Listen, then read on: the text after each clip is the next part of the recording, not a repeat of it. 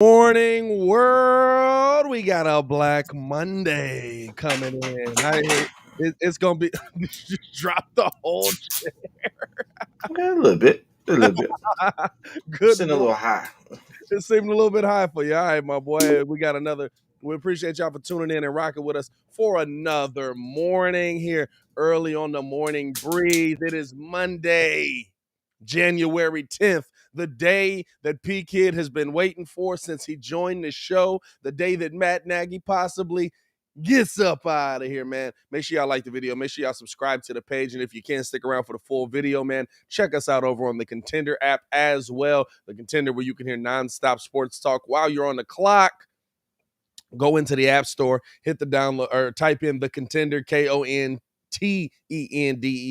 You can download that and hear the morning breeze over there as well. It looks like our boy actually did end up waking up with us. You know what I'm saying? Step in the building. Yeah. Yeah. Why you come through? Y'all said I wasn't gonna be here. Y'all said I wasn't gonna be here. I can't hear my boy. That's all right. I said we didn't say you weren't gonna be here. We just assumed that it would be. Yeah. Okay. Hey, we appreciate the love, man. Man, listen, boys. First off, how y'all doing this morning, man? Top of the morning. How you feeling, Steph? How you feeling, kid? Hey man, I'm good, man. I got my coffee in my cup, so you know. Right here with you, my boy. I'm ready. Hey, You listen, ready to listen, go? listen. If you stay ready, you ain't got to get ready. Hey, I'm gonna say this, right? This is a random moment just to bring this up. So this coffee cup, this is some stuff Maya bought for the new house, right? Wild. I didn't realize there's good coffee cups and bad coffee cups. I just thought there were cups you pour coffee in, right? Like actual cups. This, I don't even know if it's the right word. I'm like the surface tension or centrifugal force on this cup, dog. I'm telling you, if you walk a little bit too quickly, you're spilling. It's ridiculous.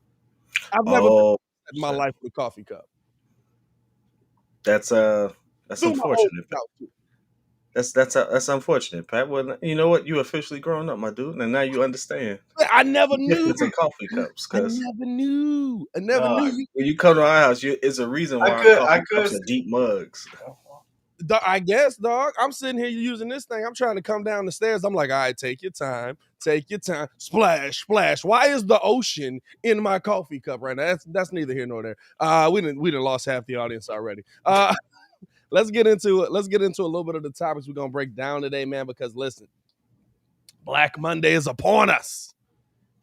And y'all know here, listen, we can talk national, we can be different. Y'all know we gonna break down what's going on with our Bears over here, man. Matt Nagy possibly on his way out today. I'm hearing that. Now I know this to try and spite us, they gonna fire him right at like 9:01, but that's okay because you know what? I got another live ready to go for when they do fire him, so it's all good. I'll be ready for that as well.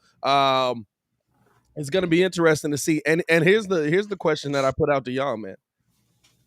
Did Matt Nagy go out the worst of all the coaches that are going to be fired today or have already been fired? Or is that still on Urban Meyer?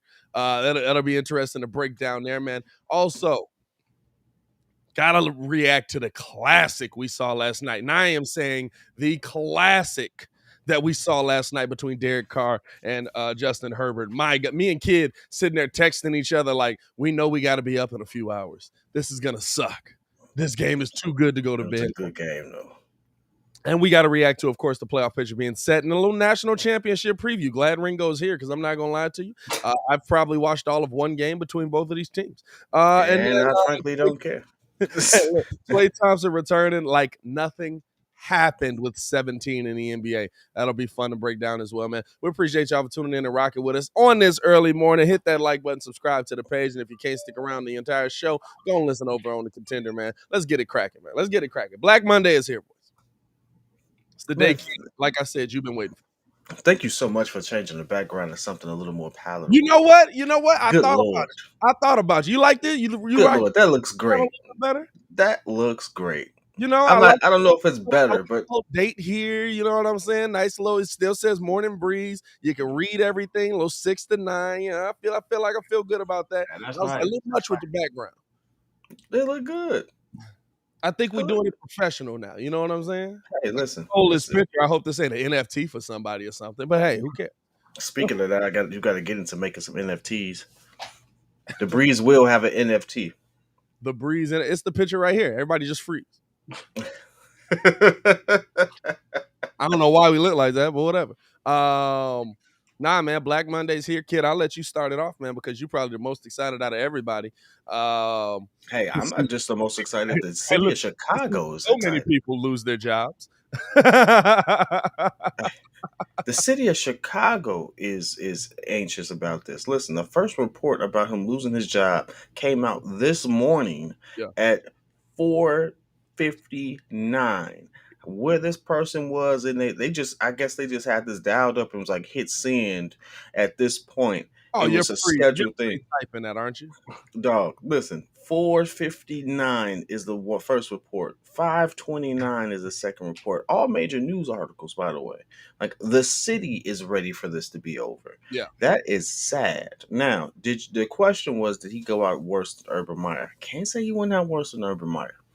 Urban Meyer's legacy has come and went in all of a season. He didn't even make it out the season. Poor choice of words. No, it was done intentionally. My man went out there bad to the point where he got laughed out his own locker room legitimately. So, I mean, hey, can't say it's worse than Urban Meyer, but it's right there. Well, here's the thing, right? Urban Meyer is more off the field issues. I'm speaking more on the play on the field, more on the coaching, more on how you went out. Because with these guys, everything they do on the field, do with their team is their resume. That's how you get your next job. That's how you figure out if a team is going to pick you up, right? If that's the case, I mean, we saw Vic Fangio compete in his last start. What'd they lose? 24-28 to the Chiefs off of a weird scoop and score as they were down in the end zone looking to drive it in. You know what I'm saying? Like we saw competition. Matt Nagy went out like a puppy that gets kicked. You know, like what the heck was that, dog? Like you too small to fight back at all? Fight back a little bit. You know what I'm saying? Like it was one of the saddest. And then to me, the biggest problem was I'm gonna go out doing it my way, just to prove to us one last time, hey bud, your way sucks. It was like 4th and 1, not giving the dude that, by the way, every time I gave him the ball on 4th down, basically ran forward for about 10.5 yards. I'm not gonna give him the ball. I'm going to give the ball to Andy Dalton to drop back and have the option to run the ball if he wants, even though he doesn't really want to run the ball. Like, it was like, I'm going out my way no matter what you say, and oh, by the way, my way still sucks, just in case you guys are wondering. For me, just to attack the first point, Urban Meyer, when you talk about legacy, his legacy was never in the NFL. That was his first college. His first. His legacy was a college legacy. He never got started in the NFL. Personally, I thought that when he got hired, everything was a joke from the start. I mean, you come out, you get Tim Tebow. I liked him. Come on now. I mean, tight end. You was thinking about bringing the other dude that you got into a scandal with from Ohio State into your coaching staff, which was, I mean, like, come on now. But then, I mean, if we look at it on the flip side, like Nagy, dog, how many 4th and 1s was it? 3. He went for 4. But 3 of them, he decided to drop back and pass the ball. Like, 2 of them shotgun, by the way. Like, and then I mean, I just kind of felt for David Montgomery because it was like, yo, this dude really not gonna give me the ball. Y'all see his face on the sidelines? Like, Sad. like Oh this God. dude really not finna give me the ball. I think that dog, he he has to be the worst, especially with that second half performance. I mean, for you to be up 14-0, and then like, I mean, even then, I mean, even Andy just like completely just malfunctioning at the end. Yeah. I mean, I didn't even finish the game. Did Justin get the record? No, Justin didn't. Justin Jefferson didn't get the record, which was another. We saw a double firing yesterday, essentially, because Mike Zimmer also going to be probably out Oh of no, it yeah, as no, the no, yeah, Vikings head coach yeah. as well. Is it? And that's another thing we can talk about as well. Do you feel like Zim did the right thing, like the right football play? You're up 31-17. You don't want to embarrass the other team, I guess. Maybe so you don't go for it to get Justin Jefferson the record. Now, in my opinion, you could have tried to get him the ball a little bit more during the game. He was being used more as a decoy. If you know he's got the record on the line, you get him the ball then. But are you killing Mike Zimmer this morning for not trying to get Justin the record with So with Justin, I, what 40 to go? was how many yards did Justin need again for the record? he needed 17. He needed By the way, real quick, the touchdown that Osborne caught, Justin Jefferson was wide open on that, and Kirk just literally just was like, "I'm not gonna look your way." Now it ends in a touchdown, but fact, Kirk Cousins needs to be looking Justin's way on that 100% because he didn't get Like, another shot at it. I mean, that was realistically, why. it was That was why. Osborne had one reception for 21 yards, and it was a touchdown. And it was a touchdown. But What's on up? the other side, Justin Jefferson was wide open for the record. That could have been his 21 yards for the record. Like, you know what I'm saying? Like a little bit. I think it speaks to where the Vikings are. I don't think they have that kind of relationship. We've seen Justin Jefferson go at Kirk Cousins multiple times this year. And they kind of have that banter in the media where they say, "Oh, this is how we get each other going." But I really don't think they have a great relationship over there. And I really think that it is that, listen, hey, I'm sure That's there's weird. some incentives for getting the record as well monetarily. Mhm. But if I look to the right of you. Now, granted, this is in 17 games as well. Randy Moss did this in 16 games, so even more impressive that the kid almost got it. I keep saying the rookie; he's not a rookie. The kid almost got it in 17, but even that doesn't mean as much with the extra game there. I'm sure it means a ton to the rookie. You would think that your quarterback would be looking your way every single play to get you that record. Would he have still gotten the record? Because Cooper Kupp still got the record. This is for the That was so Cooper Cup's record was for Triple Crown, which I think that's a better record because you talking about he leads the team in receptions, yards, yeah. scrimmage yards, and touchdowns in a single season. Yeah, that's free. Like, and he's the first to do that since Calvin Johnson.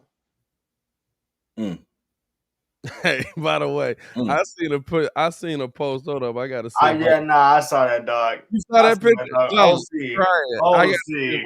I gotta see if I can pull that up because it's facts. It was a picture. It said, what did it say? It said, Calvin Johnson looking at Matt Stafford whenever he had a mismatch, which, by the way, was all the time. But I don't no, know if the craziest thing for me is that Kirk Cousins gave him the most targets, and he gave him the yards. He got the opportunity, so I can't say that he didn't try to get him the rock. He definitely was looking his way. Statistically, it shows, and you know, it just kind of is what it is. I know in this day and age, everyone wants your QB to do what Tom Brady does. Like Tom Brady got in the game yesterday, even when they pulled him to make sure Gronk got his 500K, yeah, make sure he got the yardage and make sure he had the receptions and stuff like that. I know people kind of want you to like put on display and be more overt about it. Like they want to see those type of things. Drake's the only one that does that, though. We've seen a ton of quarterbacks. A ton of quarterbacks have done it. I can't say that Kirk didn't do it. And then at the same time, I don't know. Like I never denigrated QB because it's like, hey, in that particular play, he saw him open for a chance to score. He got the touchdown. He got the touchdown. Touchdown. You know? That's like taking a wide open three when you know that you got a man cutting to the basket. It was like, oh, it's a better shot right there if you just pass it down there. But it was like he hits it. By the way, over the weekend we saw one of the worst. Tom Thibodeau got to be ready to kill some of these dudes, dog. We saw one of the worst pull-up threes I've ever seen in my life. But he caught the ball under the bucket, immediately ran out to the 3-point line, jacked that mug, missed everything. Oh no, that was a late pass by Obi. Bro, that was a late pass by Obi. He passed it so late that he couldn't have gone up with it, so he took it back out. Now to take the three immediately, I don't know about that. Bro, you got to reset, dog. You got to reset. That was crazy. But it was a late pass. Even the announcer said it was a late pass. I was like, I thought the same thing. I was like, why would he do that? Why would he wait so late to pass the mark? This is such a great pick here. This is such a great pick. This is how Calvin Johnson used to look at Matt Stafford when he had the mismatch. It's such a fact, dog. I don't get it. Oh man. How you probably wasn't paying attention to football at that point, dog. Yeah. I mean, I was paying attention, but I wasn't paying attention, dog. He was smiling at him. He was looking like a thot. I don't understand. Calvin literally used to just look to Matt Stafford and the whole play would change. It would be like, hey, we're going to run this little. No, you're not. And it'd be like, Calvin deep. What's the play? Calvin Johnson in the end zone. Hey. How many guys guarding him? 4. Calvin Johnson in the end zone on this. Man, speaking of Matty Stafford, though, not getting it done the other day. Jimmy G winning in overtime. How do we feel about it? Listen, we had some good games yesterday. Are we surprised? Are we surprised? What do you mean? Are we surprised? Yeah, I'm surprised. Listen, I get it was Stafford's getting his opportunity. I get it, Stafford finally with a team that can win games. I get it, but it's still like this Matt Stafford does not look different than the Matt Stafford that we saw in Detroit. He looks like the exact same quarterback. Like I saw this surprise, like, oh my God, Matthew Stafford can't get it done. They're not able to finish this out. They didn't get the win that they needed. Like, I'm not shocked. You know what? I'm sorry. I can't ride with that because 41 TDs and 17 INTs is a freaking good stat. Who said he was a bad quarterback in Detroit? Hey, listen. I'm not saying this about you. I'm talking about fans. Fans are dumb. I know they say that never attack the fans. I don't know who made up that rule because sometimes, hey, fans are dumb, and I'm gonna do it every rip. Whatever. Hey, I mean, whatever. Hey, listen. I take the Julius Randle approach. You gonna sit there and boo and do all that stuff? Nah, you get the thumbs down, and I'm not apologizing. Hey, Julius Randle's definitely backtracked that. I don't care what you say. I love the fans. He should have backtracked it. Somebody said that paycheck ain't gonna come through the same, my boy. He said, "All right, let me run that back real quick." That paycheck, he still got fined. Dang, he should have just stayed. He should have just stuck with it. Listen, die on your sword. A little bit different if you. That fine probably look a little bit different if you got if you don't throw the apology out there. Man, I would have that fine and did the whole thing because them fans sat there and was being mad disrespectful, and they came back and won. It was like don't be a fair weather fan. Yeah, so you see it struggling. Don't be a fair weather fan. We still getting it together. So I don't know. I feel the player at that point. I really do. It's the thing, though. What do you expect the fans to do? You expect them to cheer when you getting your head kicked in by 25, and it wasn't a pretty 25. It wasn't like you was competing, and you kept coming back into the game. Boston was stomping them out. Hey, they booed him every time he touched the rock, though. Hey, I think it's in reverse, though. I think it's in reverse, though. You know what I'm saying? You the man. Come with it. You know what's happening in New York. This ain't new. You re-sign there. You decided to stick with that fan base. That's on you. So don't tweak when I sit there and give you the same energy back. Hey, No, we was down 25, y'all booed, right? Keep that same energy in this post game. That's what I want you to do. Keep that same energy. he didn't keep that same energy. That's his fault. He should have backtracked it. I wouldn't have backtracked it. He had to backtrack that. I wouldn't have backtracked the goddamn thing. That man Say what I said, I meant it. I would have Javi Baez. Javi didn't backtrack it. Javi still got his thumbs down. Man. Javi absolutely had his thumbs down out there with the mess. Did they re-sign him, by the way? I don't know. It's a lockout right now. I don't know. Ain't it a lockout right now? Hey, MLB said lockout. I just stopped paying attention. Oh, facts. Hey, listen. I'm not gonna lie. For most fans, they were struggling to pay attention pre-lockout. You gonna take the game away? All right, that's Say, all right, I'm out. All right, cool. That's fine. My head out. Y'all let me know when y'all get it together, because this ain't gonna work. Shout out to everybody in the comments this morning, man. Hit that like button, subscribe to the page, man. We're doing this every Monday through Friday, 6 to 9. Ricky said the meme is showing how Calvin eyes lit up because nobody could guard him. Come on, P.kidd, wake up. Hey, dog, Ricky. When I never mind. I was about to say something else. When I see that on the screen, I get a whole different impression. All right, that's all I'm saying. I went complete wrong direction. No, listen. The meme is just weird, all right? You could have found any other way to express that thought, but you chose that photo. If you get it, you get it. That's all. If you get it. I get it. It's dumb. You didn't get it. That's okay, man. You literally said, I don't get it. Nah, man. Like you said, a lot of games to break down from last night, man. A lot of interesting games as we wait here for the Black Monday has to drop. As you can see, we're all kind of just looking down every now and then. I'm checking every report. The Twitter refresh button is definitely getting a workout right now. I'm checking every report right now. I got the phone buzzing. I got a laptop over here. I got the TV going in the background. Y'all just don't understand right now. Yeah. So with this being Black Monday, and I did have a question. I've been wanting to ask y'all boys. Let's do it. So because the Bears are obviously going to be looking for a new coach. Yep.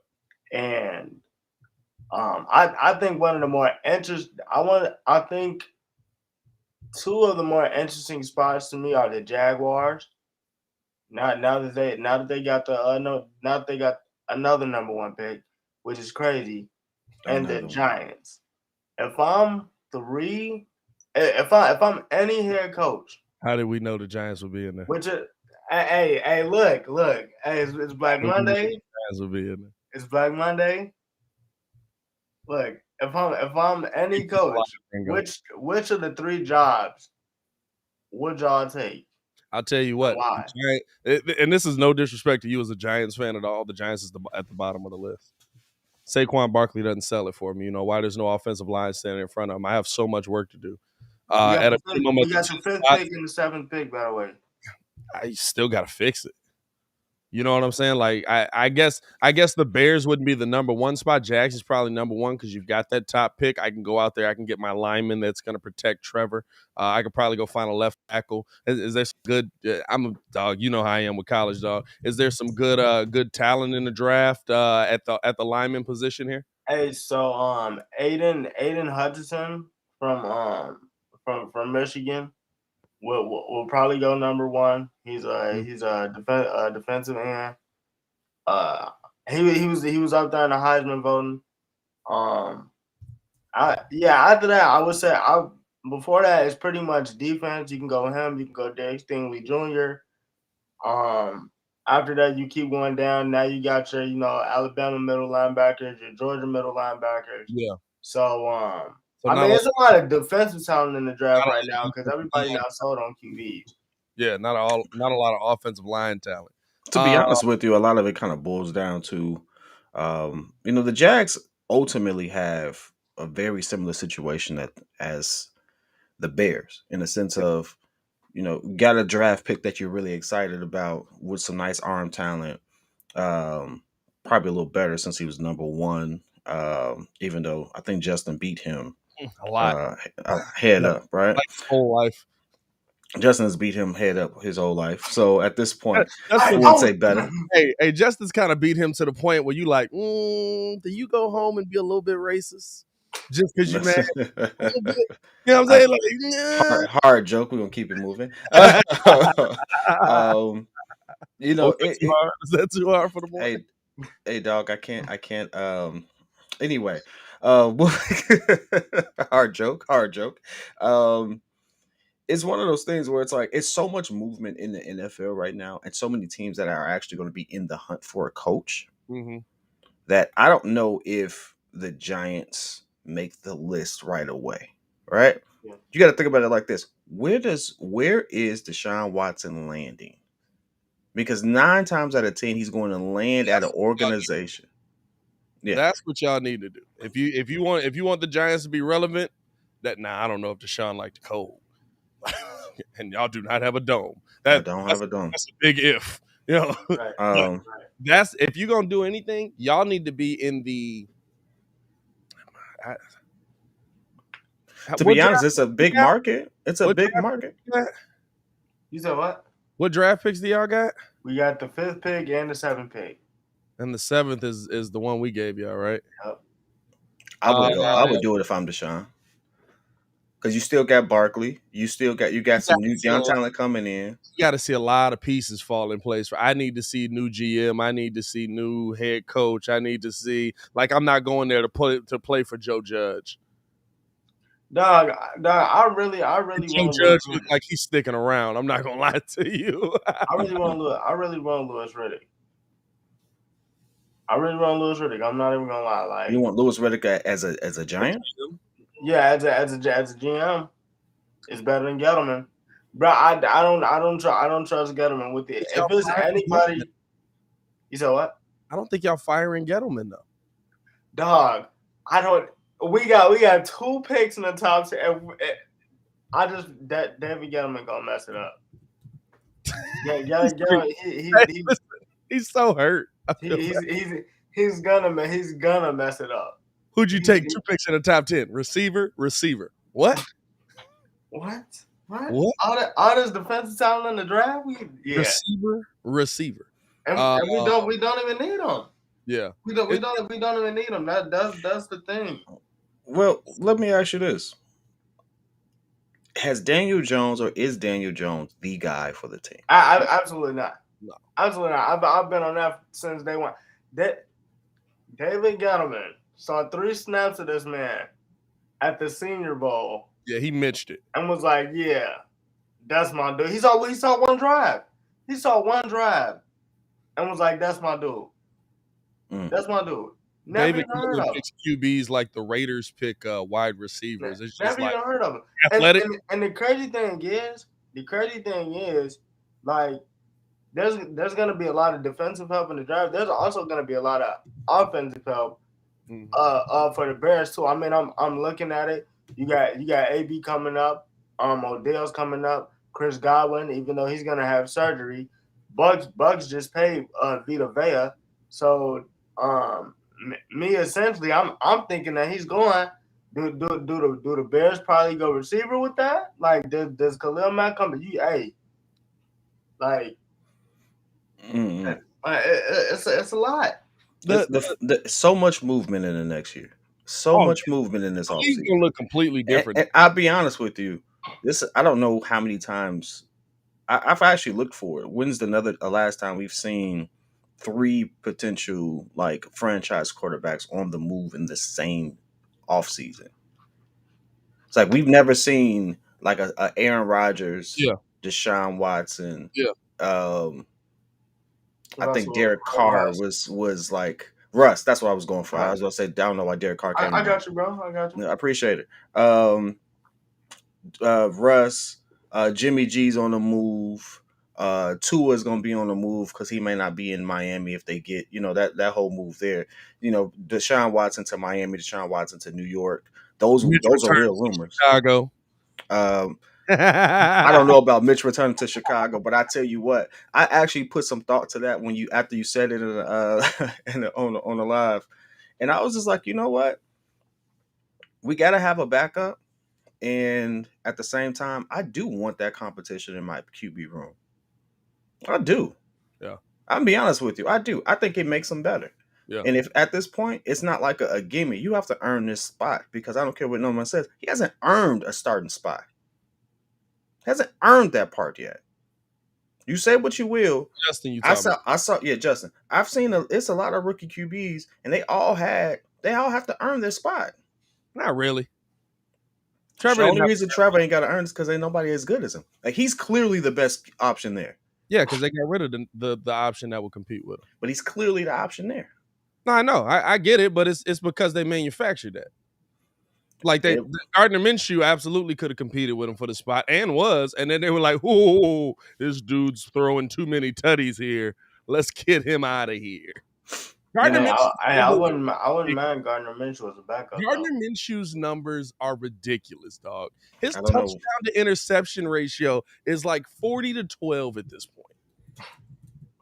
No, facts. Wild. I think it's just a haircut. When you go with the second, you're going full on hillbilly at that point.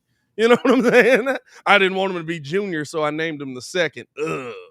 No, it's legitimately 41-12, and although he is a backup, I mean, even the season he started, he was 3,000 yards, 21 touchdowns, 6 INTs.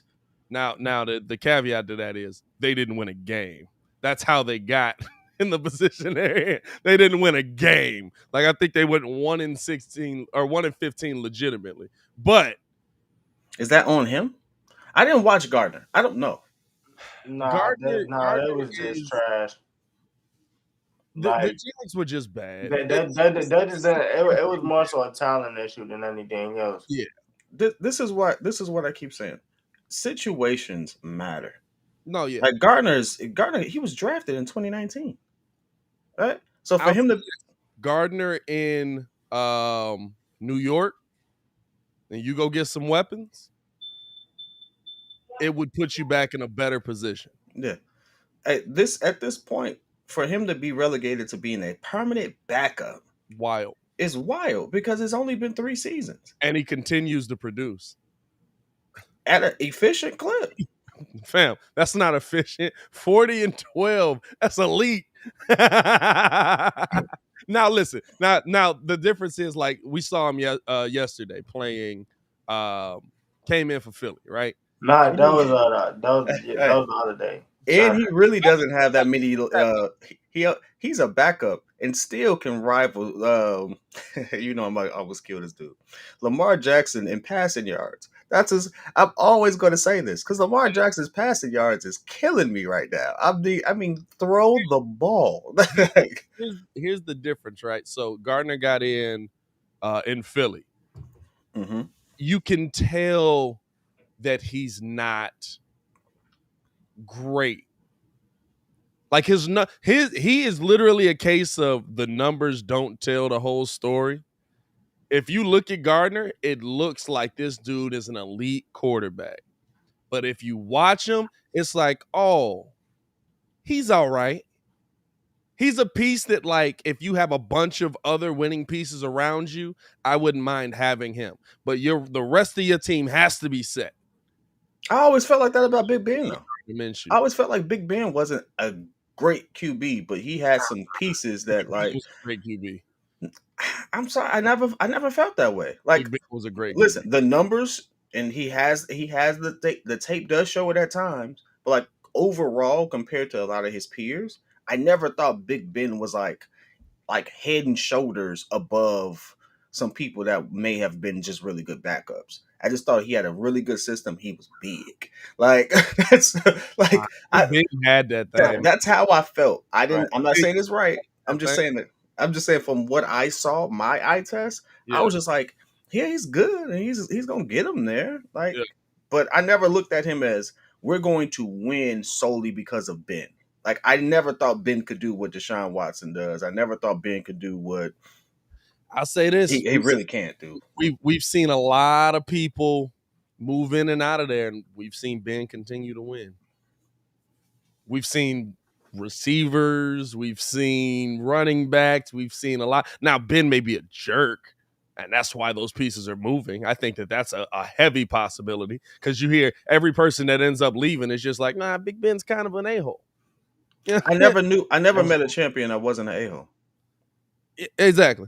But I think Ben probably taking this. I don't know. Ben, I like working with a-holes. Ben might be on the Donovan McNabb level. You know what I'm saying? Like that's my new favorite story. I'm not gonna lie to you. Hey man, I was open. Shut the fuck up. Hey, whoa. If you can, as long as you can take it, if you can take it just like you dishing, we're gonna have a great time because you're gonna get it back. So just don't be weak when I give it back to you. But you know how you gonna tell me to shut up. You gonna tell me to shut up? All right, cool. When you miss this throw, hey, listen, you need Fat Boy hit the gym. I don't understand. You either overthrow him or you underthrow him. What AB did too. And that's what AB did. Guess what? AB did. He got up out of there. Hey. My will is that you will break before I do. So at this point, if they ship me out here, they ship me out here. But you will break before I do. Championship, know if that breeds championships. Yeah, it does. I'm gonna push you to be better. Get me the rock where I need it. You gonna yell at me about not being in my spot? Cool. Get me the rock. He said he threw it to the D lineman, man. That's why he had to get up out of there. He said he threw it to the D lineman. Yeah, he did say that. He threw it directly to the D lineman. Hey, listen, I seen a lot of dudes do that. I said he was Big Ben was Josh Allen, like when healthy. Hey, listen, like I said, what I saw, and I didn't watch Josh Allen. Dog. Speaking of Josh, did y'all see the sideline throw? Yeah, that was a good throw. He made dog. That was a good throw. Dog. Josh Allen, I'll say this to the heavens. Josh Allen is what Ryan Pace thought he got with Mitch. Hey, listen, that's why Mitch is there. Josh Allen, that's exactly why Mitch is there. Josh Allen is exactly. Hey, listen, but it don't look the same when he come in. I'm gonna say this though. Quad. I'm gonna say this though.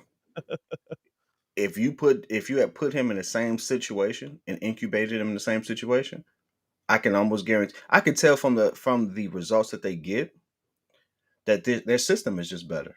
It's a better system for sure. And a better system can produce better results. You do not have in this week. Football is one of those games, any sport, realistically, and we've seen it, where you don't have to come in elite. You can absolutely grind your way to the top. Yeah, for sure. The greatest of all time grinded his way to the top. You go back and look at some old tapes. Tom Brady was not that good, which is why he was drafted where he was drafted. By 2003, Tom Brady was good. By 2005, Tom Brady was elite. By 2007, Tom Brady is one of the greatest QBs to play. It literally took that trajectory. To his credit, you got to look at the tape and realize what they were doing at the beginning. They were spoon feeding Tom Brady. Like it wasn't like Tom Brady wasn't good. Tom Brady was getting maybe 20 passes a game. It was like, hey, kid, we got an elite defense here. Just don't screw up. It worked out, but Tom Brady wasn't that. Tom Brady himself would tell you he wasn't that good. I don't know if y'all looked at his documentary, Man in the Arena. It airs, I think, every Sunday. But he said it like his first couple of years, especially after Drew ran out, that was basically just relying on run game. Yeah. They instead of two tight ends, they had the two wide receivers, and they had a great defense with Willie McGinnis. Bad. As soon as Josh McDaniels got in, and he felt like he had control, that's when he really started to take off. So. Yeah. And he said that. So Kidd is absolutely right. He hit that on the head. But you know what? We expect the world from a lot of these dudes when they come in as rookies or as second years or as third years. And there's a lot of times football just don't work that way. And I always look at Pat Mahomes saying, even he had won a Super Bowl, he had been to a third or a second Super Bowl, and he's getting ready to go to a third, and he's talking about, I just figured it out. You did a heck of a lot before figuring it out, dog. Like you just figured it out now. Like in basketball, it's weird as heck. I've only been playing football for real for 5 years. What? You know what I'm saying, dog? Like that's like there's certain ones that are special talents, and there's some dudes that have to develop. Yeah. There's some dudes that have to get to that point. There's some dudes that it take. Look how long it took Ryan Tannehill. 7 Yeah. seasons. I 6 seasons. just It took him like 6 the story. seasons. When did he go to Tennessee? It was like year 7, wasn't it? Yeah. Yeah, like year 6, year 7. Converted wide receiver though, bro. Some of these dudes, it just takes it takes a while, or it takes the right system, like Kidd said. And listen, I don't think that, I think that Mitch is going to compete for a starting job this year, just because I think there's a lot of bad quarterback play around the NFL. Mitch could go to New York. Mitch could go to, Please Hey, don't. Please don't. listen, I don't recommend it. Oh, that'd be No. priceless, wouldn't it, Kid? just see Ringo dying because Mitch goes to New York. I'm gonna be honest with you. Mitch, after being with Josh Allen and that training staff for a year, Very different offensive line. it's a very different offensive line. I give you that. But Mitch had a lot of intangibles that you really just couldn't teach. Like if you watch Mitch's tape from the Bears, he was a outside the pocket quarterback who actually had good legs and was very much so like I guess you would say a discount Josh Allen. He just had accuracy problems, and if you can work on your accuracy, which you can absolutely work on as a QB, he may be one of the better options on the cheap for the Giants, if we're being honest. Like he really would. He could be better than Daniel Jones. He'll be better. If he'll be better than Daniel Jones, you're already winning. He'd be better than Daniel. See, nah, but I'm not gonna lie. As much as we do get on Daniel Jones, though, Daniel Jones has the make speed. excuses for Daniel. He has all the accuracy. His problem is he can't hold on to the ball. Like he had 36 fumbles, 20 of them lost. Yeah, he cannot hold on to the ball at all. His career. Like, I was about to say. I was like, he fumbled 36 times this year? But he's fumbled 36 times. How long has he been in the league? 2 years. Yeah, 36 times. No, this is his third. This is 30 in 3 years? Yeah, no, this is third. 36 fumbles in 3 years. Hey, dog, that means every season he's giving you 12 fumbles. Exactly. Hey, exactly. Or no, that mean if he only got he got 9 this year. You said if he got 9 this year, I mean one season was real bad. I know. I think it was like what? It had to be like 24 or 26 or something like that. Close. He was coughing up the ball every game. Like his problem, if he can clean up his turnover issues, he'll be okay. But he just no, we don't need that. However, he is still one less than my favorite player that I love to kill on the sly. Who? Lamar Jackson. Oh, Lamar. No, what is wait, what's the beef though? I don't have beef. I look at him as this Swiss Army knife of a QB as a player, freak athlete, right? But after seeing Huntley, I don't think he's the best option for Baltimore. I feel like if you got a mobile QB, Huntley's a mobile QB, but he's a pass first mobile QB. Right, but I'm saying though, it help when you got 2 All-Pros on the offensive line and I can't fault him for who he has. Like I'm not that guy to sit there and kill a QB. The system works. They just got injuries, dog. I don't kill a QB for having a good team. Like you need a good team or pieces around you to go far in this league. So like if you can get those pieces, you absolutely get those pieces, right? And if for those who can't get those pieces, I feel bad for you, right? It could change the perception that you're going to have as a player for your career. It's going to absolutely change the results that you see on the floor. I mean, on the field. But guess Derrick what? Carr and David Carr. Hey, yeah, the big difference right there, right? Big difference. But at the same time, I can't kill like the QB doesn't make those decisions. It's the GM. The GM put those pieces together. They made the numbers work. Salute to you, right? Yeah. We wish the Bears could do it. Like if we had that same situation and we won a chip with Mitch or whoever, right? It could have been Nick Foles for all I care. Are we gonna sit there and say, well, he only had an all-pro offensive line? No, we don't care. We won a chip. We don't care. Like that's what it is. So in this case, I'm looking at 2 players with the same team, and I'm noticing that one person gives you very similar results. And he does it differently, but it may be better for his team all the way around. Yeah. Like being a pass first QB when you have good receivers, being a pass first QB when you have a running game. I mean, they do have a good running game. Yeah. If they use it, it just does something different. What'd you say about the receivers though? I mean, Hollywood Brown is a good receiver. Hollywood Brown's a good receiver. Hey, listen, just because you traded him away and lost because of it doesn't mean. First of all, I didn't do that. That was AD. That was AD. All right, listen. Got you. Second off, yeah, I mean he's okay. He's a good fantasy receiver. I would love to have Hollywood Brown on my team. He's a good fantasy receiver. Hollywood Brown could go to your team and be the best receiver on your team.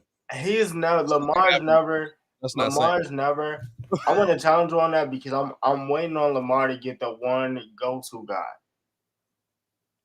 Lamar's go-to guy is himself. He runs a lot. Bro, he has nearly 4,000 running yards. We've never had him. We've never seen him have a go-to receiver. And listen, it don't matter if he got a go-to receiver or not. He's still gonna overthrow him.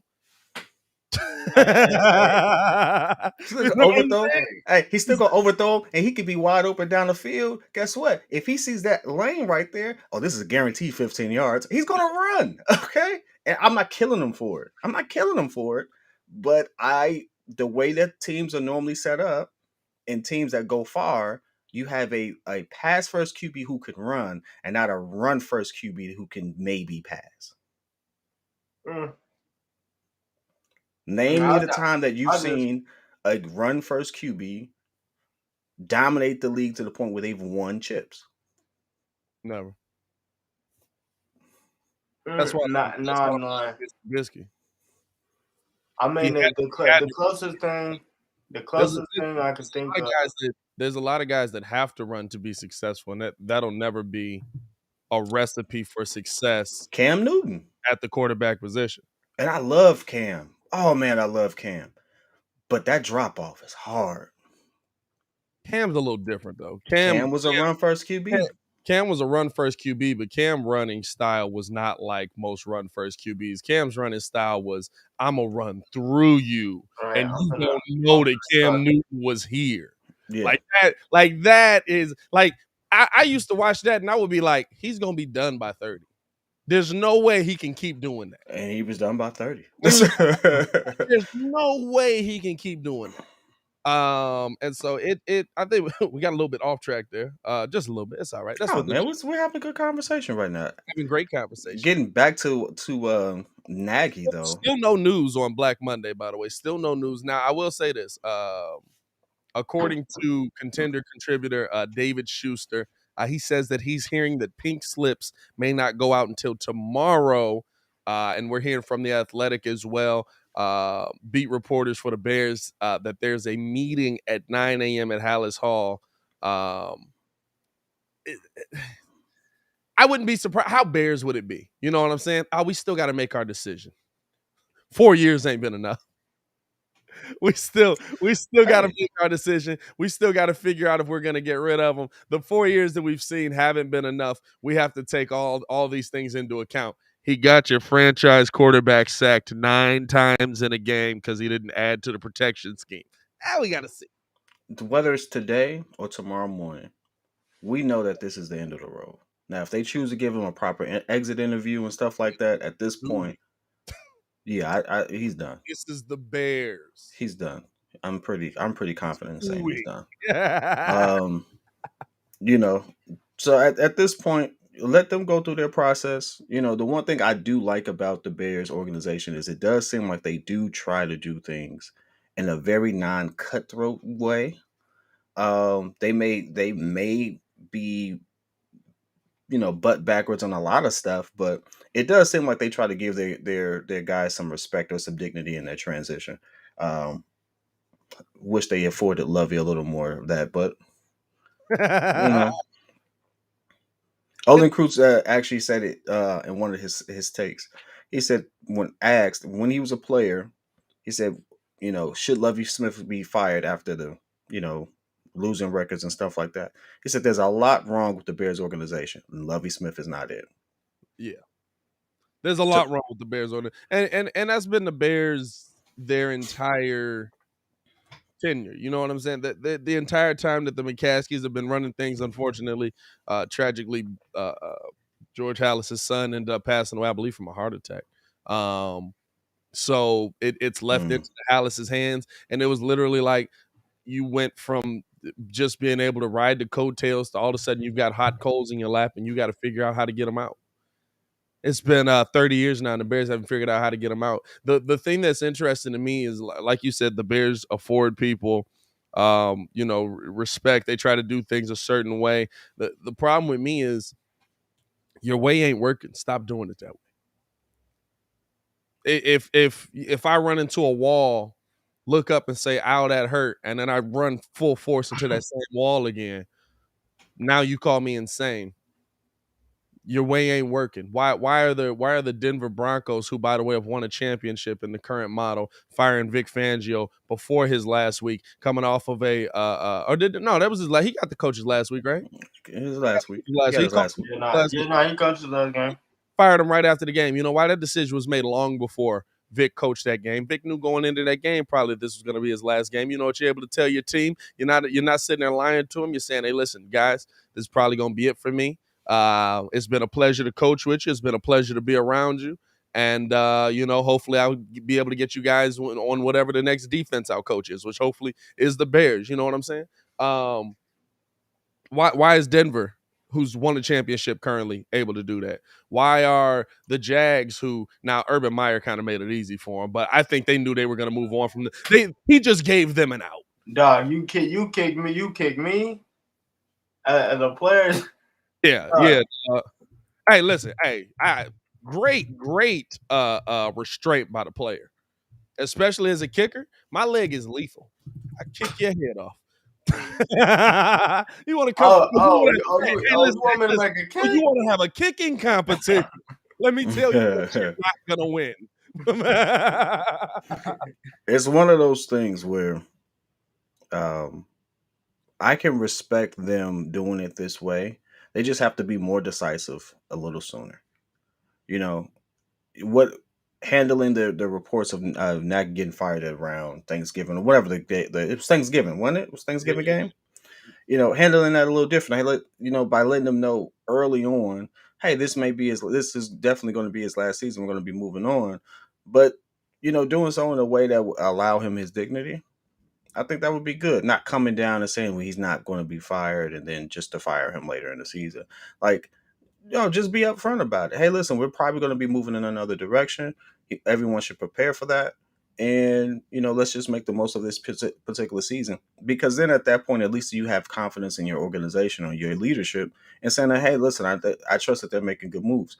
That's just how I feel about it. Like every company I've been a part of that has some major transition, you knew months in advance. Yeah. You knew months in advance. Absolutely. And it's like, hey, I'd rather just face this head on than go through the rumor mill, because that kills the morale just like anything else. If you know, you can plan your next move, do whatever you got to do. More power to you and your family. But yeah, this is the direction we're going as an organization. So, and that's what I'm saying, kind of with it. Why are we here? Like, listen, I get Black Monday. Maybe you don't want to fire him on Black Monday. It's a battle. But here's my thing: why are we here? Why did we get here? What you're showing me is that, and maybe it is, like you say, just a respect thing, but the Bears' problem has always been tiptoeing around the issue. This means that you haven't had the conversation with Matt Nagy that he's gone. If you're doing it today, this means that you're like, we want to give him his full body of work. Like, why are you tiptoeing around the issue? Hey, Matt, listen, I appreciate everything you've done for the Bears. It hasn't really worked out here how we want it to. We want you to put your best tape on camera so that you can, get a job coming out of this. We're not going to fire you in season. Let's keep it going. We'll let you ride this one out. Why are we tiptoeing around the issues? Why are we like it's everything we saw this season. It's how Matt Nagy handled the players. That's how, Javon Wims is swinging on somebody, and then 4 weeks later, Anthony Miller's swinging on somebody. Like, countless penalties, because we're tiptoeing around what the issue is because we don't want to hurt people's feelings. I'm sorry. This is the NFL. People's feelings get hurt. Heck, people's feelings get hurt doing YouTube videos. People's feelings get hurt in business. If you can't deal with some hurt feelings, go to church. I'm sorry. Like, you know what I'm saying? Like, if you can't deal with my feelings are hurt, go to church. Like, I'm tired of the Bears tiptoeing around. Like today, the fact that Matt Nagy, we didn't wake up. I woke up at 1:20 this morning just because well, baby. But I woke up at 1:20 this morning, looked at my phone, fully expecting it to say Matt Nagy has been removed because I just knew the Bears were gonna drop this like the Bulls used to in the middle of the night. You know what I'm saying? Like I just knew it was like we don't want to drop it in the day. We're gonna drop this in the middle of the night. We're not gonna give them a talking point on Sunday. All right. Yo, my thing is this though, like, so do y'all want them to get an internal hire? Because Nah. I mean, okay, like Sean decide, but then again, like I'm hearing Jim Harbaugh, which I get it, he played here, but then that's just like I don't know. I feel like y'all gotta kind of go outside. Like y'all gotta kind of go outside. Because to me, my whole issue with Jim is that Jim has never won the big one. He's good. Like into it though. No, he'll get to it. I feel like he's like he'll kind of be how Joe Madden was. Joe Madden was. I mean, because the team's getting younger. You know, he's coming back. He's gonna be full of energy. Yeah. But I don't think he'll be able to win the big one. That's just my biggest thing with that. But I think they need to kind of go outside. I don't want an internal hire. Well, I'll tell you what. If Jim Harbaugh can come here and get to one, that's a big improvement from what we've seen. You know what I'm saying? If Jim Harbaugh can get us into a Super Bowl, listen, I've seen, hey, like you said, Joe Madden's a great example. I've seen a head coach screw up in the biggest moment of his life and his players save his life. If you can get me there, maybe magic happens. But that if is the biggest if in the world. You know what I'm saying? Like, that's one of those, like, Joe Madden got there and he's throwing who was y'all closer?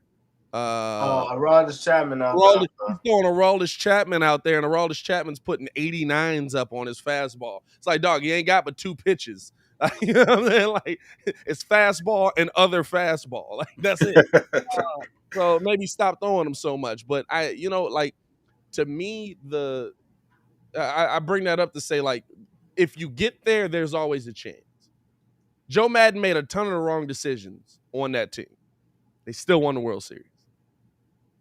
If Jim Harbaugh can get us to a Super Bowl, I'm all in for Jim Harbaugh. But I don't know if Jim Harbaugh can get us to that Super Bowl. I want to see what Jim Harbaugh is going to be able to do. You know what I'm saying? Like, I would rather, I'll say this, I would rather have somebody in the building who's been a part of the Bears organization, because at least you know how the team and the city, or how the city is going to reflect the team. At least you know how, okay, we want the defense, but also we've been waiting for an offense for a million years. How can you find that guy? And the one thing I'll give Jim credit on, Jim can put a staff together. If anything.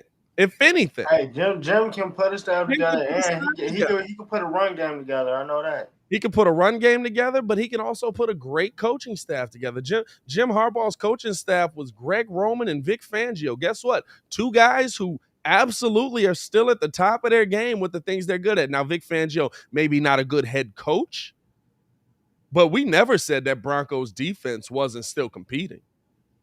We never said that Broncos defense wasn't still on top. Man, Ringo, that was a deep yawn, dog. You good, bro? Hey, I'm here. Hey, you here, bro? You here? No, but you are here. We never said that Broncos defense wasn't good at competing. We never said that Broncos defense couldn't go out there and get to the quarterback, couldn't go out there and get turnovers. The problem was they had Teddy Bridgewater at quarterback, and sometimes that's just not enough to get the job done. And offensively, a little shaky there.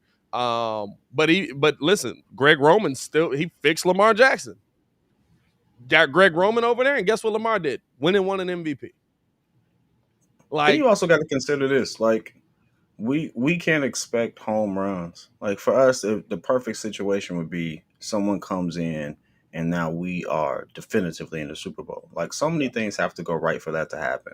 Like, he can get here and absolutely have a great or positive turnaround, but never make a Super Bowl. Yeah. Like if we can just make the playoffs and win a game consistently, it is absolutely a better situation. Playoffs? I just hope we can win a game. Like, I mean, the thing is, we made the playoffs twice in the last 4 years. We just didn't win. The thing is, kid, like Jim's gonna win games. Like he's gonna put his start.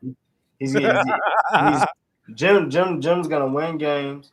He's gonna put a staff together. Like the turnaround, he's good for the turnaround. It took him 5 seasons to beat Ohio State. Okay. But you know what? College is very different. You know what I'm saying? College is very different. It didn't take him 5 years to build his NFL team. You know what I'm saying? Like now, granted, he came in. Alex Smith was there. He had some pieces that were already in place. They did some good things there, but it didn't take him 5 years to build the NFL. College, you literally the problem with college is like I can't come in and cut all of y'all. But he was there off rip. No, he was there off rip though.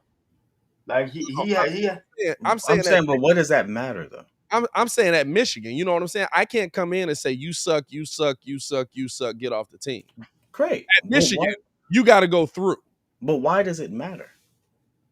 Why does what matter? Why does it matter it took him 5 years to beat Ohio State? Why does that matter? Why is that relevant? Because that's the cream of the crop. That's the Big Ten team. That's the team that Ohio State is. So that's like your Chiefs on steroids and like for equivalency. Well, Alabama would probably be the Chiefs on steroids. That's like no. Chiefs on steroids is Oklahoma. Alabama on steroids is like Patriots on steroids. So what I'm saying is he went to a team that wasn't already winning, and it took him a while to get a roster that he can't control to finally compete. No, they were winning off rip. They just didn't have a coach. As soon as he got there, that's when they started winning. Like the defensive turnaround was imminent. They just didn't have an offense. So he eventually got it done. Yeah, he eventually got it done, but he still ain't won a big game. Yeah, he still ain't won a big game. He hasn't won a bowl game. Still hasn't won. You know what I'm saying? Like there's some games that you want to have your team prepared to win, but I don't think that, like college and the NFL is vastly different. How you build your team. That's why these NFL coaches go. Listen, Lovie Smith absolutely can build an NFL team. I still believe he can. I watched him do it. He can build an NFL defense. We see Houston compete every single week with basically no talent. But he couldn't build a team at Illinois because one, don't nobody want to go play football at Illinois, but two, because it's not. He thought he was going to be able to walk in, sit in the living room, and be like, "Hi, I'm Lovie Smith. You watched me on TV. I took the Bears to the Super Bowl. Come play for me." And kids don't care about that. Like, I wasn't even alive when you took the Bears to the Super Bowl. Or if I was alive, I wasn't conscious that I was alive. You know, at like 4 or 5 years old, that's when you realize, like, hey, I'm really in this. I just sometimes have, like with football. I burned myself. With football, I always ask this question because it's like, you know, when you really look at it, we are privileged to live in an era where we got to see dominance on a whole different level. Yeah. With the Patriots, we got to see dominance in some area. We saw some people go back to back and stuff like that. But statistically speaking and historically speaking, it is so freaking hard to get there. Yeah. It's so freaking hard to do it. What are we judging this man on? Like, realistically, we've been to one Super Bowl in 40 years. 40 years. But two Super Bowls in 40 years. My thing is, Pat's dad was like a teenager the last time that we went to the Super Bowl and won. Nah, dog. How old is that? My dad was born in 1968. My dad was a full-grown adult by the time. Your dad was 18. In 85? No, what year? 68. No, my bad. My mom was born in 1968. My dad was born in 19. It's too early for this. Your dad was born in 1963. All right, so he was in his early 20s. He was a full-grown adult, though. It was a fully grown up, but your mom was a teenager. Whenever they got met, that's up to you. Thanks for putting that out there, though. Anyway, I had to think about. I was like, when was Michael Jordan born? Hold on, give me a second. all of this is to say is like, dog. We went to 2 in 40 freaking years. Yeah, it's hard. The first step is not Super Bowl for the Bears here. The first step for the Bears winning is going to be, the Packers have gone to like 3 or 4 in 40 years. Nah, they've been to the same amount. But then the thing is, 40 years they've been to 40 years they've been to one with Brett Favre and they've been to one with Aaron Rodgers. But then the thing is, they've been to consecutive NFC Championship games. Hey, so same amount of Super Bowl appearances and sexy Rexy, baby. Hey, listen, so that's the point. Like, realistically, when we said we don't know if he can get it done, is he better than the people we have here? Yes. Can he take them a little further? Yeah. That's all we need right now. That's the start. No, that's the start you need to build off. You know what the start is for the Bears? It was 2 with Brett Favre. I knew it was 2. It was 3. They went to 3 in the last 40 years. You know what the start is?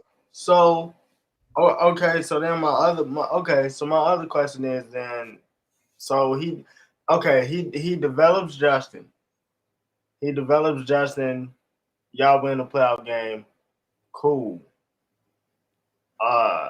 So like, hey, listen, that is great. Yeah. That's great. I'm cool with that. So when would we realistically start talking about him trying to get into that chip conversation? Well, this is the thing, right? He has to get here first. Some coaches are great and don't get one. Yeah. Some coaches are great and only get one. Like we can't measure Muggs based on what, like, yes, the object is to win championships. The object is to win Super Bowls. The object is to get 2 Super Bowls. But right now, the object for the Bears is to win 2 seasons in a row. Think about since we in this room have been alive. 2006, 90. Did we have a winning season in 91? No, not 91. 2001. Go ahead, Pat. 2013. Go off, dog. At this point, that's your expertise. I don't know. All he's trying to say is, no, for real. You know what I'm saying? 4 seasons. 4 seasons since everybody in this room or on this live has been alive, that we've been good. And guess what? Here's the interesting thing part. None of them are consistent. None of them are one season after the other. And even for the people that are older than us, I can add maybe 2 more. Unless you're really old and you go back to like the Bears dominating the 60s. Hey, can you dominate your division first? Can you dominate your division first? Hey, get me to that part. Dominate the division. Can you have multiple winning seasons in a row? And 8-8 is not a winning season. 8-8 is just not a losing season. It's one of those things. Hey, you know it's not a losing season. That is true. Levy did have a lot of winning seasons. All right, yeah. Levy did have a lot of winning seasons. I have to give him that. They were winning seasons. Levy had a lot of winning seasons, but not in a row. Dog, I think you sure? What seasons? You know what I'm saying? Let's he had 2 in a row, 06 and 07. Because the Bears missed the playoffs the following year after making the Super Bowl by 1 game, I believe. And I think they were like 9 and whatever it was. I mean, they should have a shot to win the division next year, though. The interesting thing is still, let's not. We have to really have realistic expectations, and we have to kind of curb our enthusiasm when it comes to this, because we are expecting someone to come and then like I said, Chicago's one of the worst places to come play. Yeah.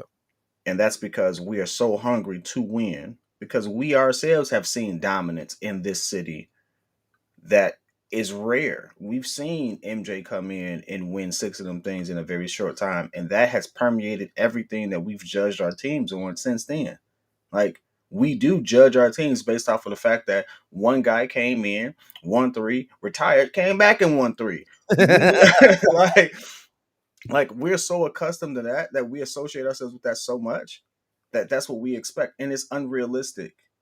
Like, Foxborough is going to be, it's so unrealistic that Foxborough is going to go through the same thing. They're Yeah. going to be so stuck on the Tom Brady and Bill Belichick era, but they're going to judge their team so harshly after that. Greatness comes at a cost. It comes at a real cost, and when you win like that, the expectations are so high. Like, I'm Well, loving how Mac Jones is handling it right Yeah. now, right? But let him win one and then lose. Man, the man, pressure is going to be so much more, and he's a champion. So remember, Lovey showed up in 04. They were fourth, bad team. Built up as Super Bowl contender. They finished first, lost in the divisional round to the Panthers. In 05 or 06, they finished first, went to the Super Bowl, lost in the Super Bowl. In 07, they finished 7-9. 08, 9-7, finished second in the North. 09, 7-9. 10, that's when Jay Cutler showed up. 11-5, won the divisional round versus the playoffs, lost to the Packers in the NFC Championship. 11, they finished third, and 12, they finished third with 10-6.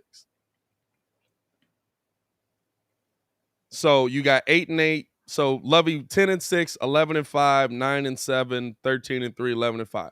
Winning seasons. Under Only Lovey. 2 in a row. Under Lovey, though. Under Lovey. Only 2 in a row. It's amazing that coach got fired. You know what? It's amazing that coach got fired, because guess what? You just named winning seasons. Was that the most winning season we've had since the coach, yeah. But it's hindsight. You know what I'm saying? Muzz don't talk about what was actually happening. Muzz don't talk about the fact that, yes, we did finish 10-6 that season. That's everybody's favorite go-to. We finished 10-6 that season. Look how the losses piled up. You know, nobody wants to look at that. Nobody looks at how, you know, there was that divide in the team that everybody on that team talks about, where it was the defense's team, but at the same time, the offense was like the redheaded stepchild, and we were trying to build an offense. I think the reason why they took so long with Nagy is because of how they handled that. By the way, 8-8 is not a winning season. 8-8 is not a winning season. That's not a losing season. 8-8, you existed in the NFL. But it's not a losing season. Everyone considers it a winning season, though. It's just the season. You know what I'm saying? Like, is that Pat's metric, because the league considers it a winning season? No. Yeah, I mean, the Steelers got a couple of those. The Steelers got a couple of those, and guess what they didn't do that year? They didn't go to the playoffs. Hey, they Steelers got a couple of those, and according to the reports, your boy Mike Tomlin ain't got a losing season in 15 years. So it's a winning season. If that's the metric we counting it by, then why we firing Matt Nagy? Hey, I mean, lack of development. That means Matt Nagy got 3 winning seasons. Lack of development. There's a good case, even if with him having a winning record and coach of the year, to fire him. Absolutely. Poor game management. He took over play calling for way too long and wasn't good at it. Lack of development. Why does my team look so undisciplined? There's a lot of reasons to fire him.